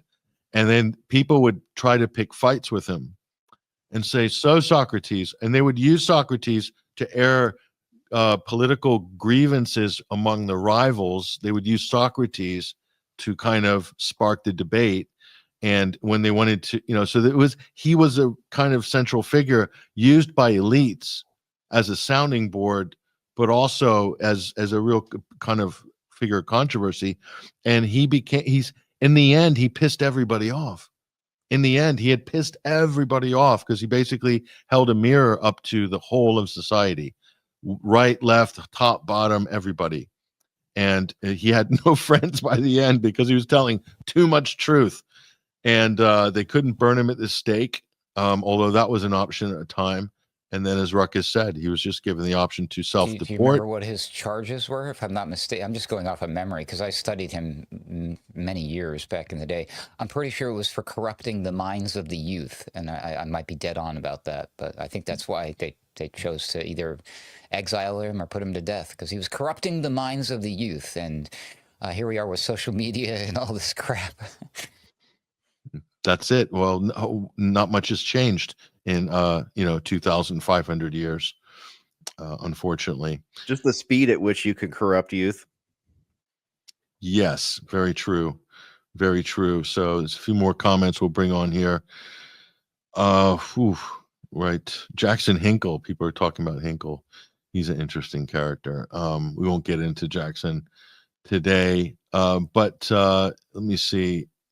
Oh, on the anti-Semitism talk, we'll probably put this one to rest. But Eman Sudama says the way to use the term anti-Semitic, they use it to shut down any criticism of Israel, is to appeal to motive fallacy anyway. Someone's motives for saying something can't make it false. I see what they're saying there. So they're trying to frame it as you have some kind of evil motive. Because it's a circular argument. Because you're anti-Semitic, you're evil, you have evil motives, malintent, therefore. But can you prove what I said is anti-Semitic? No, but because you said it, it's evil. And he's just going this tautological merry-go-round, as they say. So yeah, this subject has to be debated because policy is being formed around this. This is kind of an important debate. This destroyed British politics, folks. They destroyed the Labour Party with this one, put Jeremy Corbyn out, the leader. They got rid of him on this on a fake anti-Semitism scandal. And, you know, whether you vote Labor or Conservative is neither here nor there, you know, but we should have open debate and discussion on these things here. So we'll see what else we've got, and we'll probably wrap it up. Oh, this is a controversial comment here. Socrates would have gone to Diddy's parties if he were alive. That takes the biscuit. That is the number one awesome comment. Awesome comment. We really, really like that one. That's good. Socrates would have gone to Diddy's I feel parties. an urge to ask Grok to draw a picture of Socrates attending a Diddy party just for fun. Wearing the white toga would have been perfect. The white parties. Was Benjamin Franklin our Socrates? Because he was wandering around in the tunnels in France at the Hellfire Club quite a bit, I hear. That's kind of like a Diddy party, right? Was there a Hellfire Club in France? Yeah. There was? Okay. It might have been in London. It may have been in London, actually. Might have been London. I think it was London. But then they opened a branch up in America, apparently, after that. So that's not... The ones in France were far more like the Diddy parties, Hesher. I believe that. They know how to party. Rupert Fellows gets the award for top comment of the week by far. I don't think anybody can beat that. That is pretty based. Yeah. So Zach says Socrates' students tried to convince him to leave and forced them to argue why he should leave instead of accepting his punishment, which was an apology by Plato. So it's in that, the apology by Plato. Okay, so that's interesting. That is a typical Socrates move, to make things just a little more difficult for himself by having yet another debate. So Ruckus, I don't know how much you studied Socrates, but there was, and my philosophy teacher loved Plato's Republic. This was the foundation of everything. And the parable of the cave was my sort of North Star for propaganda, just, you know, figuring out deconstructing propaganda. But there was this, my teacher said, there is no actual, other than anecdotal evidence from Plato himself, that they don't know if Socrates was the pen name of Plato or vice versa. If it was not one and the same person, or that Aristotle made up both of them and wrote the Republic. Have you heard any of that? Like, yeah, they do this all the time. They say similar stuff about Shakespeare. In fact, I thought they had said that wasn't Shakespeare secretly Voltaire, right? We were or Philip Marlowe, the playwright, yeah, or Voltaire. Yeah, why they Voltaire, do this? Yeah. I don't understand. I just take it at face value, because similar to this argument about whether the gentleman who's facing possible deportation for his anti-Semitic ways might possibly be British intelligence. So what? It doesn't matter. It doesn't change what these people taught, and the schools of thinking that were born out of it. Doesn't change what Plato wrote, whether it was a real person or not. The alien people like to make this argument about Atlantis. Like, well, Atlantis was an allegory, by the way. I think that's what the allegory of the cave, not a parable. But they suggest these writings are symbolic, but it doesn't change the importance of it. So I don't know. I believe he was real, and I believe Plato was his student, and he wrote about him. And if he hadn't, then we would not know these things. And again, if he was fake, so what? We all benefited from it either way, yeah. Causing them to doubt the gods and hence the state. That's a capital crime back then. So, yeah, okay, another one of Socrates' misanthropic deeds. He was Zeus hesitant. Yes, he was. Yeah, he was iffy on Zeus. Okay, last point, guys, and I want to get your take on this because this is a big story. And it's come up in the comment threads here. Okay, the State Department has an obligation to bring Garcia back from El Salvador. So they've deported this guy that they admit is innocent, but they say it's not our responsibility to take him out of this gulag prison with all these hardcore gangbangers in El Salvador. So I guess this guy was a hairdresser from Washington, D.C. or something. And well, I'm glad you guys brought this up. This one has been bothering me. Like, this dude literally, case of mistaken identity. We made a mistake. And the reporting that I had seen, Patrick, from the mainstream was, and I'm quoting, that it would be impossible for us to get him back. And I'm thinking, Yo, it's 2025. I've seen like drones. We got space weapon. We got things. We got Chat GPT. We got Grok. I mean, you're telling me we can't get this guy back that we accidentally deported? That's a bunch of baloney. So I think that they need to make every effort to get this person back and make this right. This was crazy. Yep. Total mistaken identity. And now he's gone. Oh, sorry. My bad. We ruined your life and your family's life, and we can't get you back. We would love to, but we can't. We can do all the other things, like start wars and shit, but we can't get this guy back. That's cool. If they just denied it and said that he's a criminal, then at least you could say that they're sticking by their position. But they've caved on their position, but they won't do anything to rectify it. I honestly, imagine being in that position. That's really bad. It's an impossible position. And, we use the term gulag properly many times, I think, as reference to J6 people. But now, I guess the left, quote unquote, they have their own J6, but it's sort of a across the country sort of, ICE raid sort of thing. And we just have to trust that the government is adjudicating all these properly. But why would we trust that the government's adjudicating all these properly? They didn't adjudicate the pro-life people cases. They didn't adjudicate the IRS people's cases. They did not adjudicate the J6ers cases, kangaroo courts, activist judges, activist lawyers, big federal names, big federal agendas, shady FBI talking points, and pleading the fifth on important things that would exonerate so many people, stifling evidence, disallowing discovery, disallowing any public knowledge of what's going on inside those prisons. Well, how is that any different from El Salvador? Well, in El Salvador, it's even worse. When you're in the gulag there, as our friend Basil told us after we were talking on the back line, he said, in this prison, there's a documentary on it. You can see a couple on YouTube. No visits, no books, no outdoors, no TV, no radio. Get this, no showers or baths, no sport, no education, no meat to eat, nothing. And I'm guessing no communications to the outside world either. So this is a serious thing, I mean, I'm down with deporting criminals that are here illegally. That's fantastic, but you should at least be able to show what crimes they've committed. There should be records of those, and that should not be something that we're asking to see, But unfortunately, we know we can't trust the legal system. The Trump administration can't even trust the legal system. It's a mess. The Dems would like to pack the Supreme Court.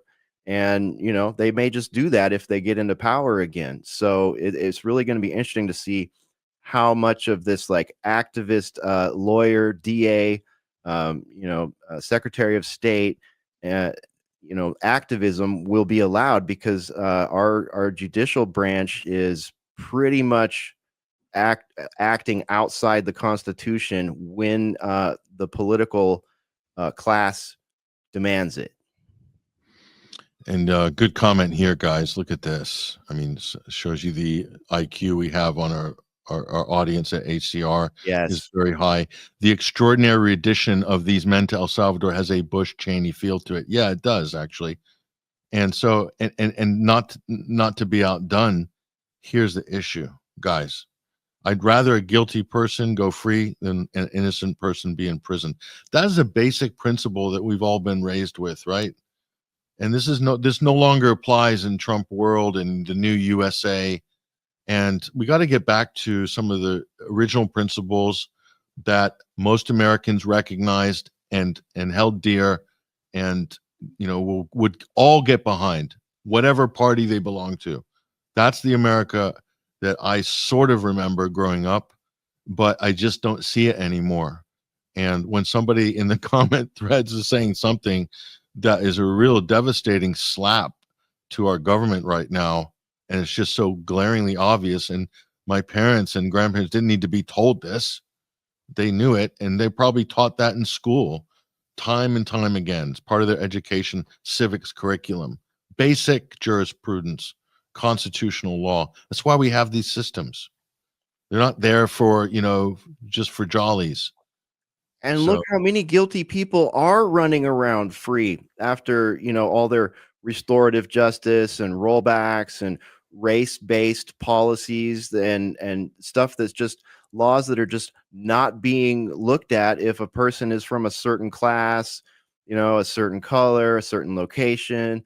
That, like, there was a dude down here in Austin, young African-American guy in his 20s, who kicked his pregnant girlfriend in the stomach, caused her to lose her baby. And DA Garza just let this guy walk. No problem. You can just walk. I mean, that's a, trying not to use a pejorative here. That is a person, that is an individual who needs to go into the legal system. I know it's broken. I know the prison system's broken, but I'm sorry. You're going to do something like that, you need to pay a price. But that's just one example of hundreds of thousands of criminals in this country who have literally been just let out and no bail, no charges or highly reduced charges. So it's like, they're going around and rounding up people that don't need to be rounded up. What about all these people that have been let out by the activist judges and DAs? Like, we have murderers, rapists, all kind of predators, way more predators walking around in this country than we did before. So cool, Trump, you want to get rid of the foreign predators that are here illegally? That's great, but you got to do it properly. You can't just. But even if the government makes a mistake, and then they make an effort to fix it, this is good. This is good, and it gives you a lot of hope and faith in the state. And you're saying, actually, there's reasonable people there. If they make a mistake, they're going to fix it. That's good for everybody. And that's kind of what I want to see from government, that saying, yeah, we effed up, but we're going to fix it. And whatever, I don't care what happens after that. Just to know that they're capable of that is a huge relief in this police state that we live in. That's, yeah. Do we not have a U.S. embassy over there in that country? Like, and is our U.S. embassy doing its duty? Like, okay, we're going to do this in mass. There's going to be some mistakes. Well, someone from the U.S. embassy should be visiting that prison every freaking day and, saying, okay, who are you? Make sure I know who you are. These are the charges that we did this to you on. And if they messed up, that, that ambassador or whoever that is should work to rectify it. If you're going to do the big shotgun spread like this and say, okay, we're going to make some mistakes, like, you got to own up to those mistakes, and you got to have a system in place so that those people can redress their grievance. You can't just drop them in a gulag in a foreign country and say, well, there's nothing we can do from here. Sorry. It's like, what do you mean? We don't have an embassy there? Just F right off with that. Yeah, and they say, "Oh, he doesn't have rights." No, I don't think so. If he's in the U.S. illegally, not illegally, but legally, he definitely has rights. Even if he was in illegally, that is somehow unlawful and a bad precedent to have a deportation like that. It's definitely not a good thing. It just kind of shows inefficiency, and also it means that they're covering stuff up.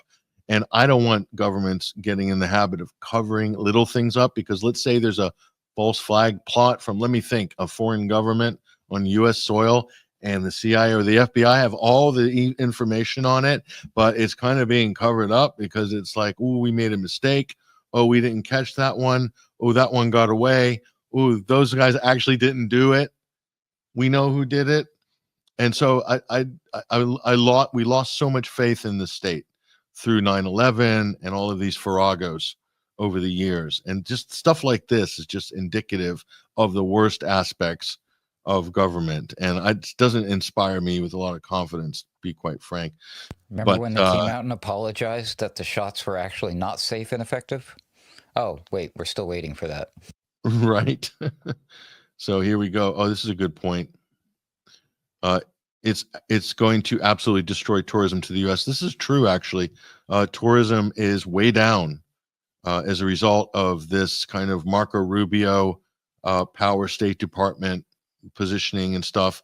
You can't have any opinions. They're now using an Israeli AI company to scan U.S. social media accounts, people applying for visas to the U.S.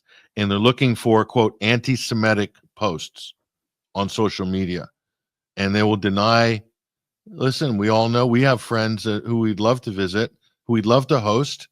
They're not racist, but they might be critical of Israel, so they're not allowed in, because the Israelis are scanning our visa applicants in America and telling our government who to blacklist. It's not good. Yeah, kind of feels like the COVID travel restrictions in a sense, doesn't it? And going off what Ruckus just said, he triggered OG super listener, friend, and colleague Whitebird to say the following, referring to the governments, right? Both sides, all sides of all Western governments basically said they murdered your grandparents and you clap like seals because it's Biden and not Trump. A lot of people fall into that category. It's a scathing commentary, but it's 100% true. Yeah. Yeah. Basic stuff. Vincent says, sorry to say it, Patrick, but wake up. The USA is no more. I know we are. Obviously, that's why we're here. That's why we do what we do, to prevent that from happening. If they were granted due process, we would have known who was guilty and who were following the laws of immigration. Yeah. Basic due process. I'm very pro due process. In fact, that's actually one of the big problems is when the state discards due process, and it seems to be happening a lot these days. A lot, way too much. So just final one here. I just saw this, just came in on my feed. This is very disturbing, and this is from an account called Homeland Security News, and they're saying update tonight: Gaza has become quote hell on earth, says the Red Cross. And this account spinning it, saying it's time for Palestinians to leave the Gaza wastelands and migrate to other Middle Eastern countries. They deserve a better life. That's what Trump said.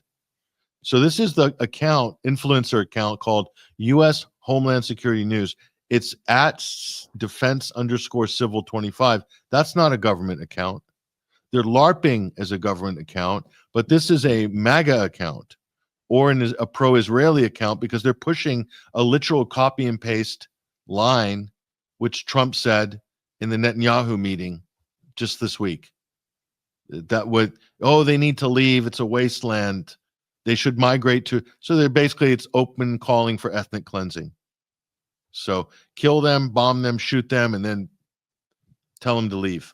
That looks like an influenceable post right there. You've got your talking point, you've got your quote you're responding to, and then you have the image. And we saw that last week when we looked at this. People being delivered by their influencer management company who are funded by political action committees to do a post that looks exactly like that. I'm not saying I know that post is that, but it has all the hallmarks of that. So let's look at this account real quick. I bet you copy and paste that text and do a search, you'll find multiple accounts with the same post. There you go. Yep, that's a good thing. Everyone, if you're listening, that's the good thing I think people should do. So here's the account. Look, they got the George Washington crossing the Delaware there, and then Apache helicopters, the banks of the Potomac, with all sorts of people. Was that a Marvel comic book avatar for like S.H.I.E.L.D.? Yes, it is. What is that? Yeah. Or it's a Grok AI image. U.S. Homeland Security News, blue check mark, as if that means anything these days. U.S. Homeland Security News and updates about the U.S. national security, border security, and news from D.C. Stay informed. Look at that, 371,000.3. These are the types of accounts that Elon retweets. That's why they have 371,000. These people put out such fake news, and they do it on a regular basis, and they get absolute traction for it. Oh, look at this one. Russian troops turned to stone by UFO in the 1990s. CIA. Declassified files. No real source here. Garbage. So this is what Elon likes. Must follow account right here. Jeez. Yeah, this is what Elon likes. He likes these types of accounts, and he boosts them wherever he possibly can, especially if there's anti-Muslim or anti-immigrant types of stories here. And you guys know where my position is on immigration. It's common sense, follow the law, no open borders, everyone do their job and we'll be fine. But the issue is also spun out of control, and it's being used by a lot of, I think, nefarious influencers in order to gain some political capital that's not really there. And there's a touch of not more than a touch of hardcore racism with a lot of this stuff to drum up a war in the Middle East. Let's be honest. Yeah. That's we're old enough to remember post 9/11, everybody, pre-Iraq war. We lived through it. We saw it. We know how it works. It's the machine. And so with the war drums to Iran beating, they're looking for a solution in Gaza, and you see stuff like this. It's just insane. Imagine if that was happening to you living in, pick your state, oh yeah, we just bombed the crap out of you. Now you have to go. Sorry. Kind of reminds me of some of the scenes I saw out of LA, and the people in LA kind of, not to this extent, but they're getting treated with just as much we don't care. You're not getting any help. Same with Lahaina, same with North Carolina, same with East Palestine. It's just every freaking time. Pat, there's a comment. If you could bring up the latest comment again from Iman Sudema there. It's the most recent one that they dropped on the YouTube side. Is it a good thing about not finding your tribe? That one? Yeah, that one. Yeah. I absolutely love this. Let me read it. The good thing about not finding your tribe is that you don't have to go along with BS out of Grupo loyalty. I suppose being expected to do that must be a problem for some members of a certain tribe.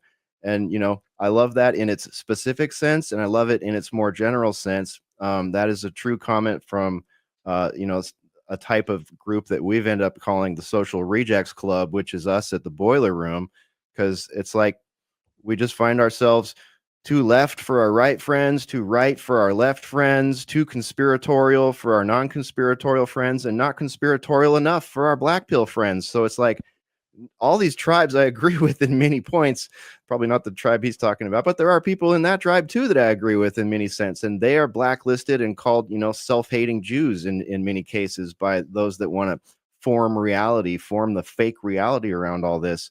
But yeah, that's the essence of being in the Social Rejects Club right there. And hated by the flat earthers because you're I had a pretty kind to the flat earthers, Pat. In the early days when that was a thing, I was very, you're Saul Alinsky people. But now it's become so widespread. I'm just like, you guys go, you have fun with that. I'm open minded. Exactly. Bring it all. I got in debate with him at a live event just last week at the UK Columns event. And there's flat earthers everywhere now, and I was just kind of I like a debate, so like people engage with me off stage at the break time or whatever. They know I'm up for a discussion, so I am very interested in debating flat earthers because I've been studying the counter arguments. So obviously, but it's they don't. I like this comment, Hesher, you picked here, because there's a typo in there, which is group. Out of Gru, it says Gruo loyalty. That kind of reminded me. I'm saying Groupon loyalty, because there's nothing as cheap of a bandwagon as Groupon. So let's call it Groupon loyalty. We've coined a new term, and I'll go there up with the $20 tuna sandwich, and I can top the $20 tuna sandwich. When I landed at SFO 3 years ago, I bought a lobster sandwich, lobster and hot butter. What was that? $800? It was expensive. That was a $50 sandwich. It was a $50, and it's not in a posh restaurant. SFO, you've been there. It's not very fancy. Yeah, you buy the fanciest thing there, and you're still not really treating yourself. Yeah. So a hot lobster sandwich with a bun, and a bag of potato chips, and was it a drink? I think it was a Long Island iced tea or something like that. And so that was 50. That was $50. $50. Used to be able to take a date out and have 2 for 2, and it would just be you could squeeze in for 50 there. I know this was a while ago, or at least a single person in a restaurant. But I looked at the bill, and that's what's interesting. I'm looking at the San Francisco bill. Oh, look at that. Employees union retirement tax. Like, oh, there's another 5%. San Francisco tax, California tax, and something to do with SFO transport. There were 4 taxes on the bill. So the tax on plus the tip, the tax on that was something like it was easily over 20%. Easily. So, I mean, on top of the extortionate rates in California, San Francisco, you got all of these taxes. Healthcare, it was for the healthcare of employees of state workers or something. Union workers. And the expectation is to, yeah, you're right. The healthcare one, that's onerous. I've actually done a deep dive on that. It's crazy. So you're essentially you're expected to pay a $20 gratitude to your server, gratuity, I mean, and another 20% in taxes. So you're like 40% over the already exorbitant price there. I mean, it feels like you're dealing with the IRS this month or something. So why is MAGA so flat earth? Somebody said Z-Tap. So Iman Pudama says here, I don't quite understand what Groupon loyalty refers to, but I'm proud of coining a new term. That is the right winning attitude. So we'll clarify that. Groupon loyalty is like a cheap, easy bandwagon, basically. Cheap groupthink, where there's no risk at all. You just like safe, jump on a Groupon loyalty. I know it's a little bit of a stretch, but we'll coin it anyway. I'll give you an example. Say you're really into going to anything, the zoo, underwater basket weaving class, whatever, and it costs a certain amount of money and you have to go by yourself. So Groupon people, they have an app and they see all these different events and they see that like, oh, okay, if I want to go to underwater basket weaving in, Montana, there's a massive discount if me and 5 friends or me and 18 other people on the internet all sign to go to the same thing. We'll all go there together. We'll be at the same one and we get a 40% discount. Isn't that fantastic? So it's kind of like that. It's like stealing.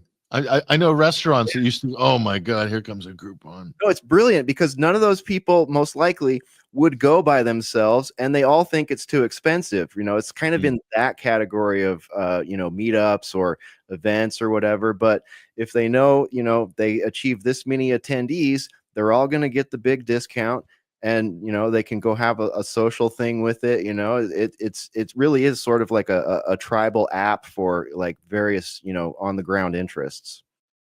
Yep. Why is MAGA so flat earth? ? ZP Zap. That is the the burning question of our generation. The burning question of our generation. You realize you guys just partook in one of the newest American traditions of inventing words. The president himself just invented a word this week. Did you guys see it? We have a new word in our lexicon. It's called panicins. That's right. I was like, this is a term he came up with for people who are panicked and upset about his little tariffs, not so little tariffs in some cases. But yeah, you're a panikin now. Way to go. I thought it was a New York thing when I saw that. I thought maybe there's a New York thing that I don't know about because I was West Coast. I figured maybe it was an animal that screwed another animal and then, someone ate it in a wet market and it's going to be the nexus of our next pandemic. It does have a chimeric sound to it, doesn't it? A panikin. I can see a panikin fraternizing with a pangolin and then some spike proteins flying about. And then a bat comes down and takes a sample out of them, takes a bite, and then ends up in my soup. And next thing you know, I'm patient 0. Oh boy, everybody get ready for lockdown. Your kafefi costs more. Your kafefi. That's it. And a bird comes down and takes a little taste of it, goes over and drops a bird poop into the pig sty, and next thing you know, all the Chinese sweet and sour pork is infected with a new chimera. Patrick, did you see the latest in this tariff news? What's going on here? We had the Black Monday event, which was not a big deal, I guess, apparently. That was Orange Monday. Orange Monday. Yeah, the cryptos and the stock markets recovered after a massive dump, and then a massive pump. And apparently somebody knew it was going to happen, so somebody might be in trouble for manipulating the market. Let me switch my tabs here. I got to share this with you because I found this on X, and I found this very, very fascinating. This is from somebody called Two Blokes Trading. Donald Trump literally told Americans to buy the dip. 2 hours, just 2 hours before the market surge, he posted on his Truth Social and he said, buy, now's a great time to buy. And then just a couple hours later, he announced a pause on the tariffs. So I'm going to show you this. Here's where he made his announcement. This is where the markets were at. And then after the announcement, we had a giant pump. So people are accusing him of market manipulation. And in fact, he got caught on a hot mic moment, which I'm going to actually share this video with you, Patrick, so you can play it. Let me get that over to you here via this right here. Yeah, we can play because that. This is fascinating. So people are saying the SEC needs to investigate over this right here. I dropped it in the private chat. Okay. Yeah, we can play that. I'll try to set that up. You can actually upload that tab. I think Ruckus, I might even be able to play it there. Is that on X? It's on X, yeah. Okay, yeah, I'll bring that video up. Yeah, I think people need to hear that. It's kind of important. This is we played this on the UK column on Friday, and I mentioned it in my opening monologue here. This is like a new low point. Listen, guys, we all don't have the ability to take big, massive short positions and put options, automated put options down. Not everybody is that financially au fait, but that seems to be like the way that these guys really made out like bandits. Anybody that was playing the market, so to speak, here. Let's see if we get this. Yeah, let's bring this up on stage. Here's the video. So this is in the Oval Office. This is 3 days ago, I think, right? 3 days ago. Yeah. Oh, and the person here called to actives. Oh my God, Donald Trump's audio was caught in this video explaining that his billionaire friends made billions yesterday with tariffs and the stock market manipulation. SEC needs to investigate. I think it's way worse than that, quite frankly. As Trump would say, let's listen to this. Listen closely. This is Charles Schwab. It's not just a company, it's actually an individual. And he made $2.5 billion today, and he made 900 million. He's in financials. This is Charles.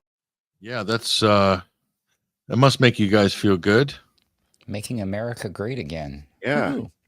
$9.5 billion. What a day. Woohoo. Making America great. I mean, this is the golden age. Are you guys feeling it? Making billionaires great. No, my tuna sandwich is still $20, man. My stomach is grumbling. Yeah. My lobster sandwich is now 60. Yeah, at least. Knowing San Francisco, it might be 90. This is just too much, guys. I mean, look, we know insider trading goes on. It obviously should be illegal for people in government to be engaging in such activity, like Nancy Pelosi and everybody else in Congress. Okay, we all agree on that. But this is like a different level. It's like, don't rub it in the face of Americans, because not everybody's net worth is above 10 million or whatever these people are. The circles they run in, the firms they work for, these big hedge funds, private equity, all Trump's friends and buddies.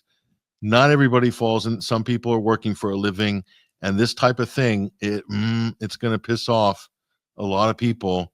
And he's promising to bring manufacturing back and make America great. And we all know that's going to take a minimum of 10 years, even if you're working hard on it. And so what exactly are these people selling?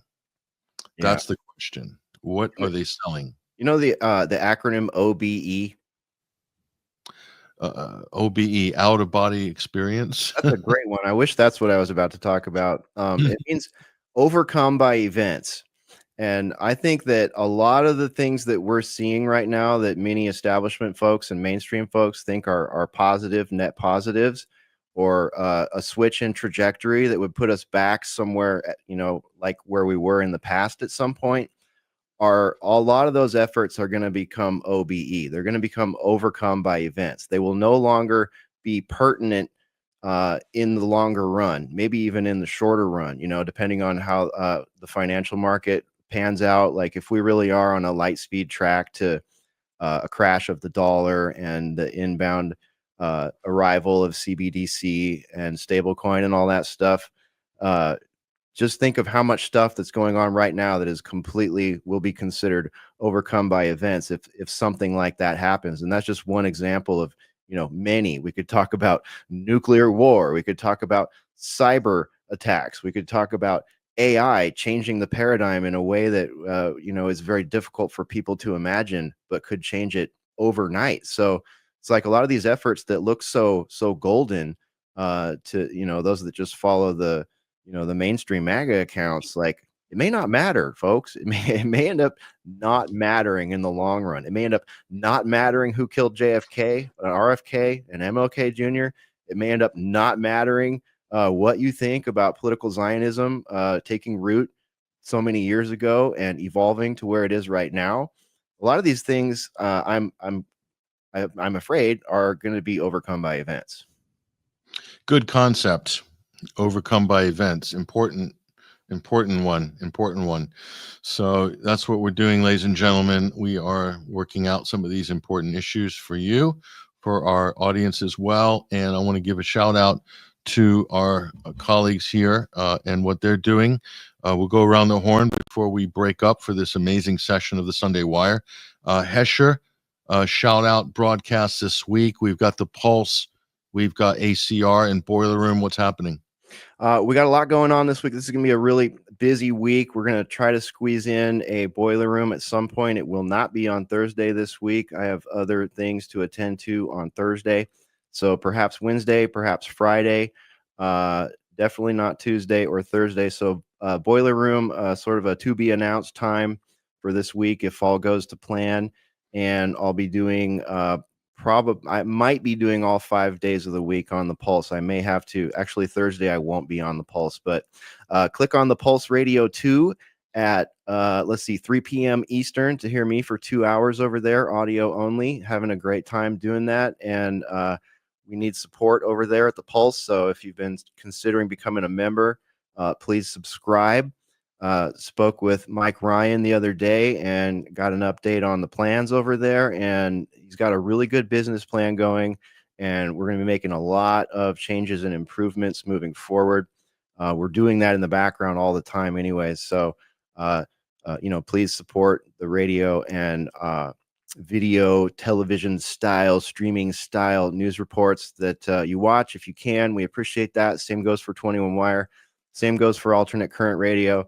I belabored this last week. I'll keep it short, but we need your help because we're up against these influencers that are getting PAC money, and we're just trying to do the thing that we always do here. So your support's greatly appreciated, and at least just come listen.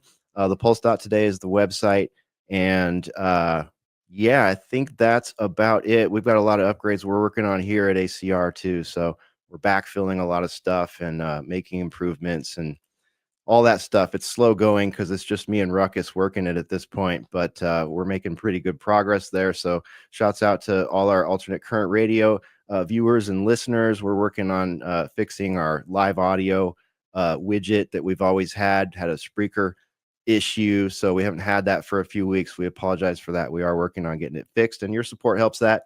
Yeah, that's it for me, Pat. Oh, one more thing. Before we get out of here, one of the things that I want to talk about on this upcoming Boiler Room is this new tweet from the FDA. You'll find this interesting if you haven't seen it yet. Here's what they said. Today, the FDA is taking a groundbreaking step to advance public health by replacing animal testing in the development of monoclonal antibody therapies and other drugs with more effective human-relevant methods. So no more animal testing from the FDA, only computer models.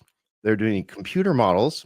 And if you've followed Patrick, myself, Ruckus, and our colleagues during 2020, 2021, and 2022, you know we have a lot of thoughts about that topic. So FDA is making a huge change here, and it benefits biotech.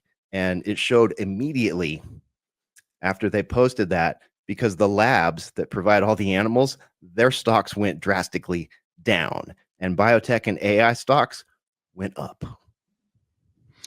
Yeah, that inspires so much confidence. Computer modeling, yeah, should be safe and effective, I think. Yeah, they would never cheat or manipulate the data on any of that because they don't do that. They're good companies, the pharmaceutical Well, it's companies. probably run by AI. You guys are safe. Yeah. Well, the company will be run by AI pretty soon. Just like they're just going to deliver you your thing, and it just arrives on your doorstep or whatever. Sign in with the app. It'll be an AI business, an AI company. And what's in it? What doesn't matter. It's taken care of. It's safe. Oh, It's I can tell you what's in it. Okay, so it works on 5 overarching bullet points. 1, AI-based computer modeling to simulate drug behavior and toxicity. 2, you're going to love this. Are you ready? Get your sick bag out. Lab-grown human organoids and organ-on-a-chip systems to detect toxic effects more accurately than animal tests. How's that sound? I'm excited. We should be. The level of my excitement is this level of excitement. I'll show you here. I'm excited. This much, that much, that much. I knew Are it. you guys feeling it? Are you guys feeling that corporate energy? It's so good. I'm so inspired. I want to You guys jump up. gonna get in on the IPO. We're gonna pump this opening share price round up to get it up to 150 or something like that before me and my buddies rug it. So get in there early, guys. Yeah, get your stocks now. Let me skip to the last bullet point. I'll save a few rounds for Boiler Room, but the last bullet point you will appreciate equally. In immediate application to new drug applications with a roadmap released and a public workshop planned. So that's the IND procedure that it's referring to right there, which traditionally has been, well, you spend a few years doing, injecting snot and toxins into a monkey or a rat or whatever, and you go from there. Now it's like, oh, we computer modeled it. It's cool. Here's our rapid, IND path. Here's your roadmap to public release, with it never have been put in an animal even. Not that I like animal experimentation. That's a whole nother, facet to this, but this is something that we've been talking about and warning about for a long time. And I think it's manifested in our face right now. That's right. Oh, well, I'm on the Chris Sky, Chris Sky tip, which is don't comply and move on, live your life. It's the simplest one. Yeah.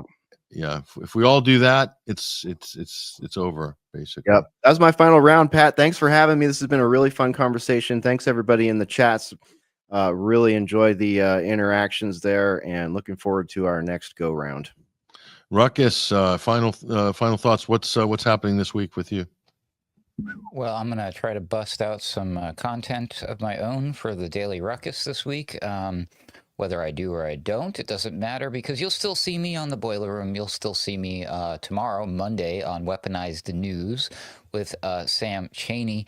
And if I could highlight the website, Patrick, if you go back to my screen, I'll switch over here. I want to show you guys a quick update for everybody. Let's see if this is going to work. It is not going to work. It's not showing the screen. Well, if you were to go to Alternate Current Radio's website, oh, here we go. Hold on, let me try that again. That's not working. Damn it. Well, anyways. Ruckus Vision. Yeah, I'm stuck in the Ruckus Vision. Sorry about that, everybody. Stuck in your own matrix. There we go. Let's try this. You're just a program. Yeah, it's not going to let me share my screen. Okay.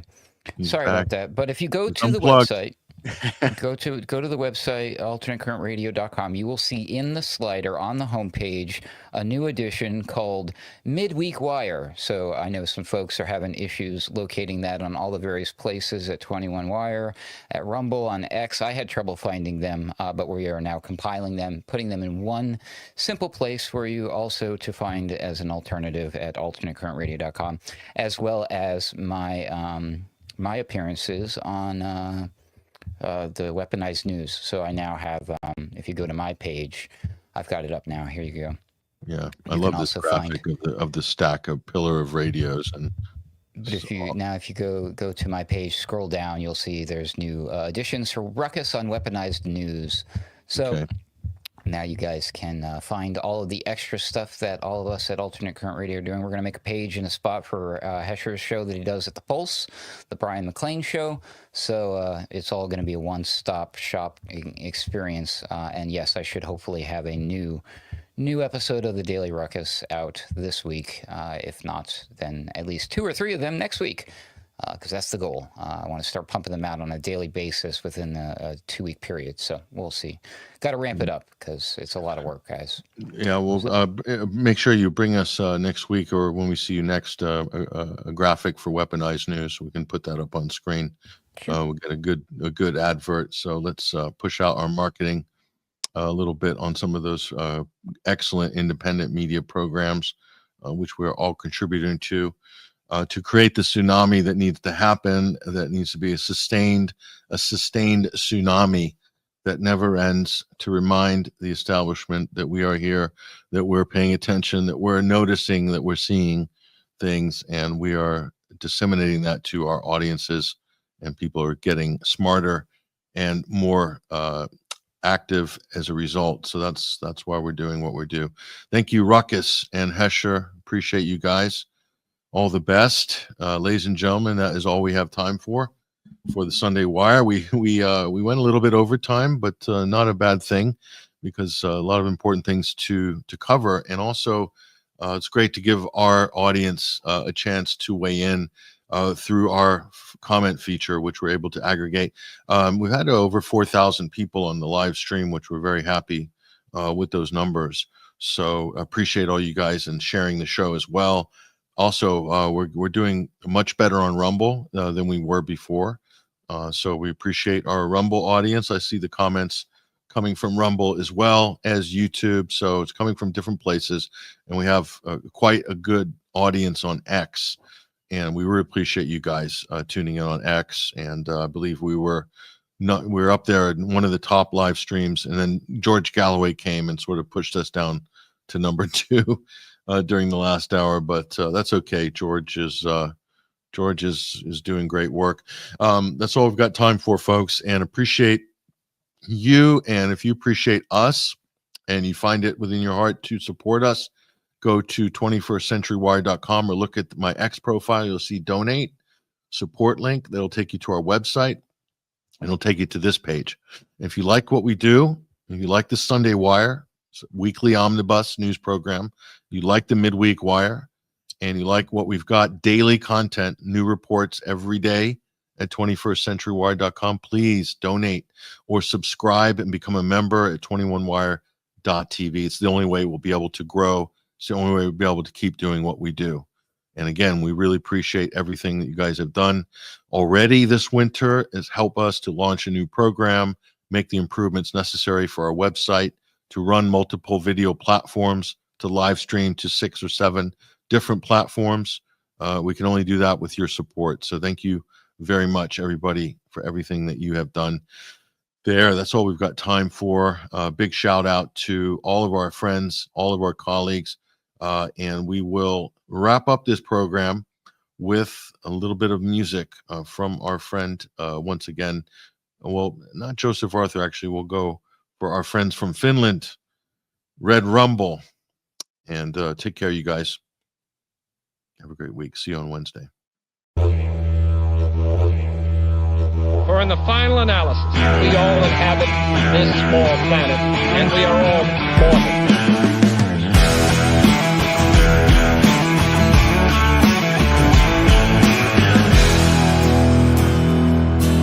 Lately I've been watching the world gone mad. Brothers and sisters full to take a stand, to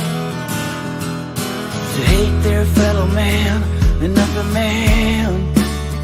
Divide and conquer is the acronym plan. Distract the people, control the story. Don't believe your lying eyes, you know me. Stay in power, no matter what. Play with the doomsday clock. Turn a blind eye and gather your trust. Pushing us to turn to good.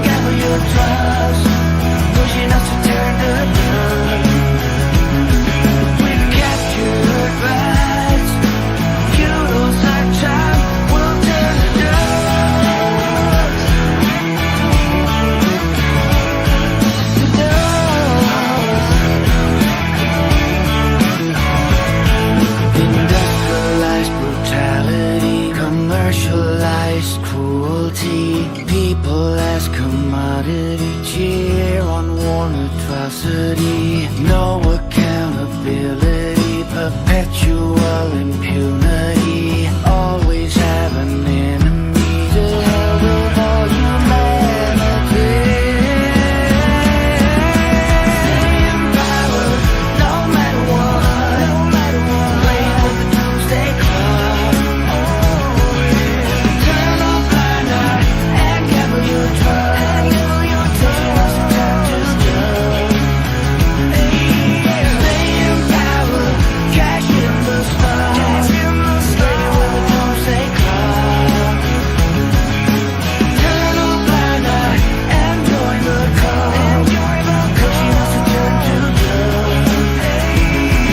An empire of lies. History rhymes will turn to dust.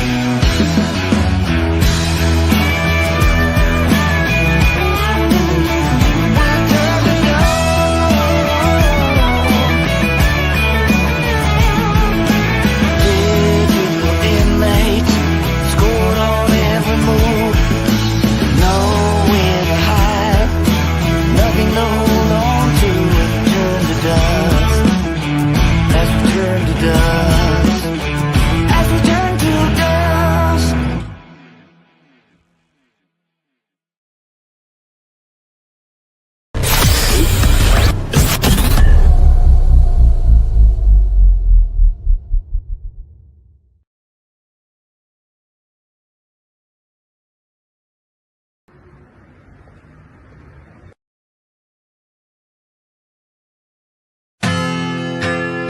Always try to look around for a smile, 'cause maybe it'll come around, maybe it'll come around, maybe it'll come around.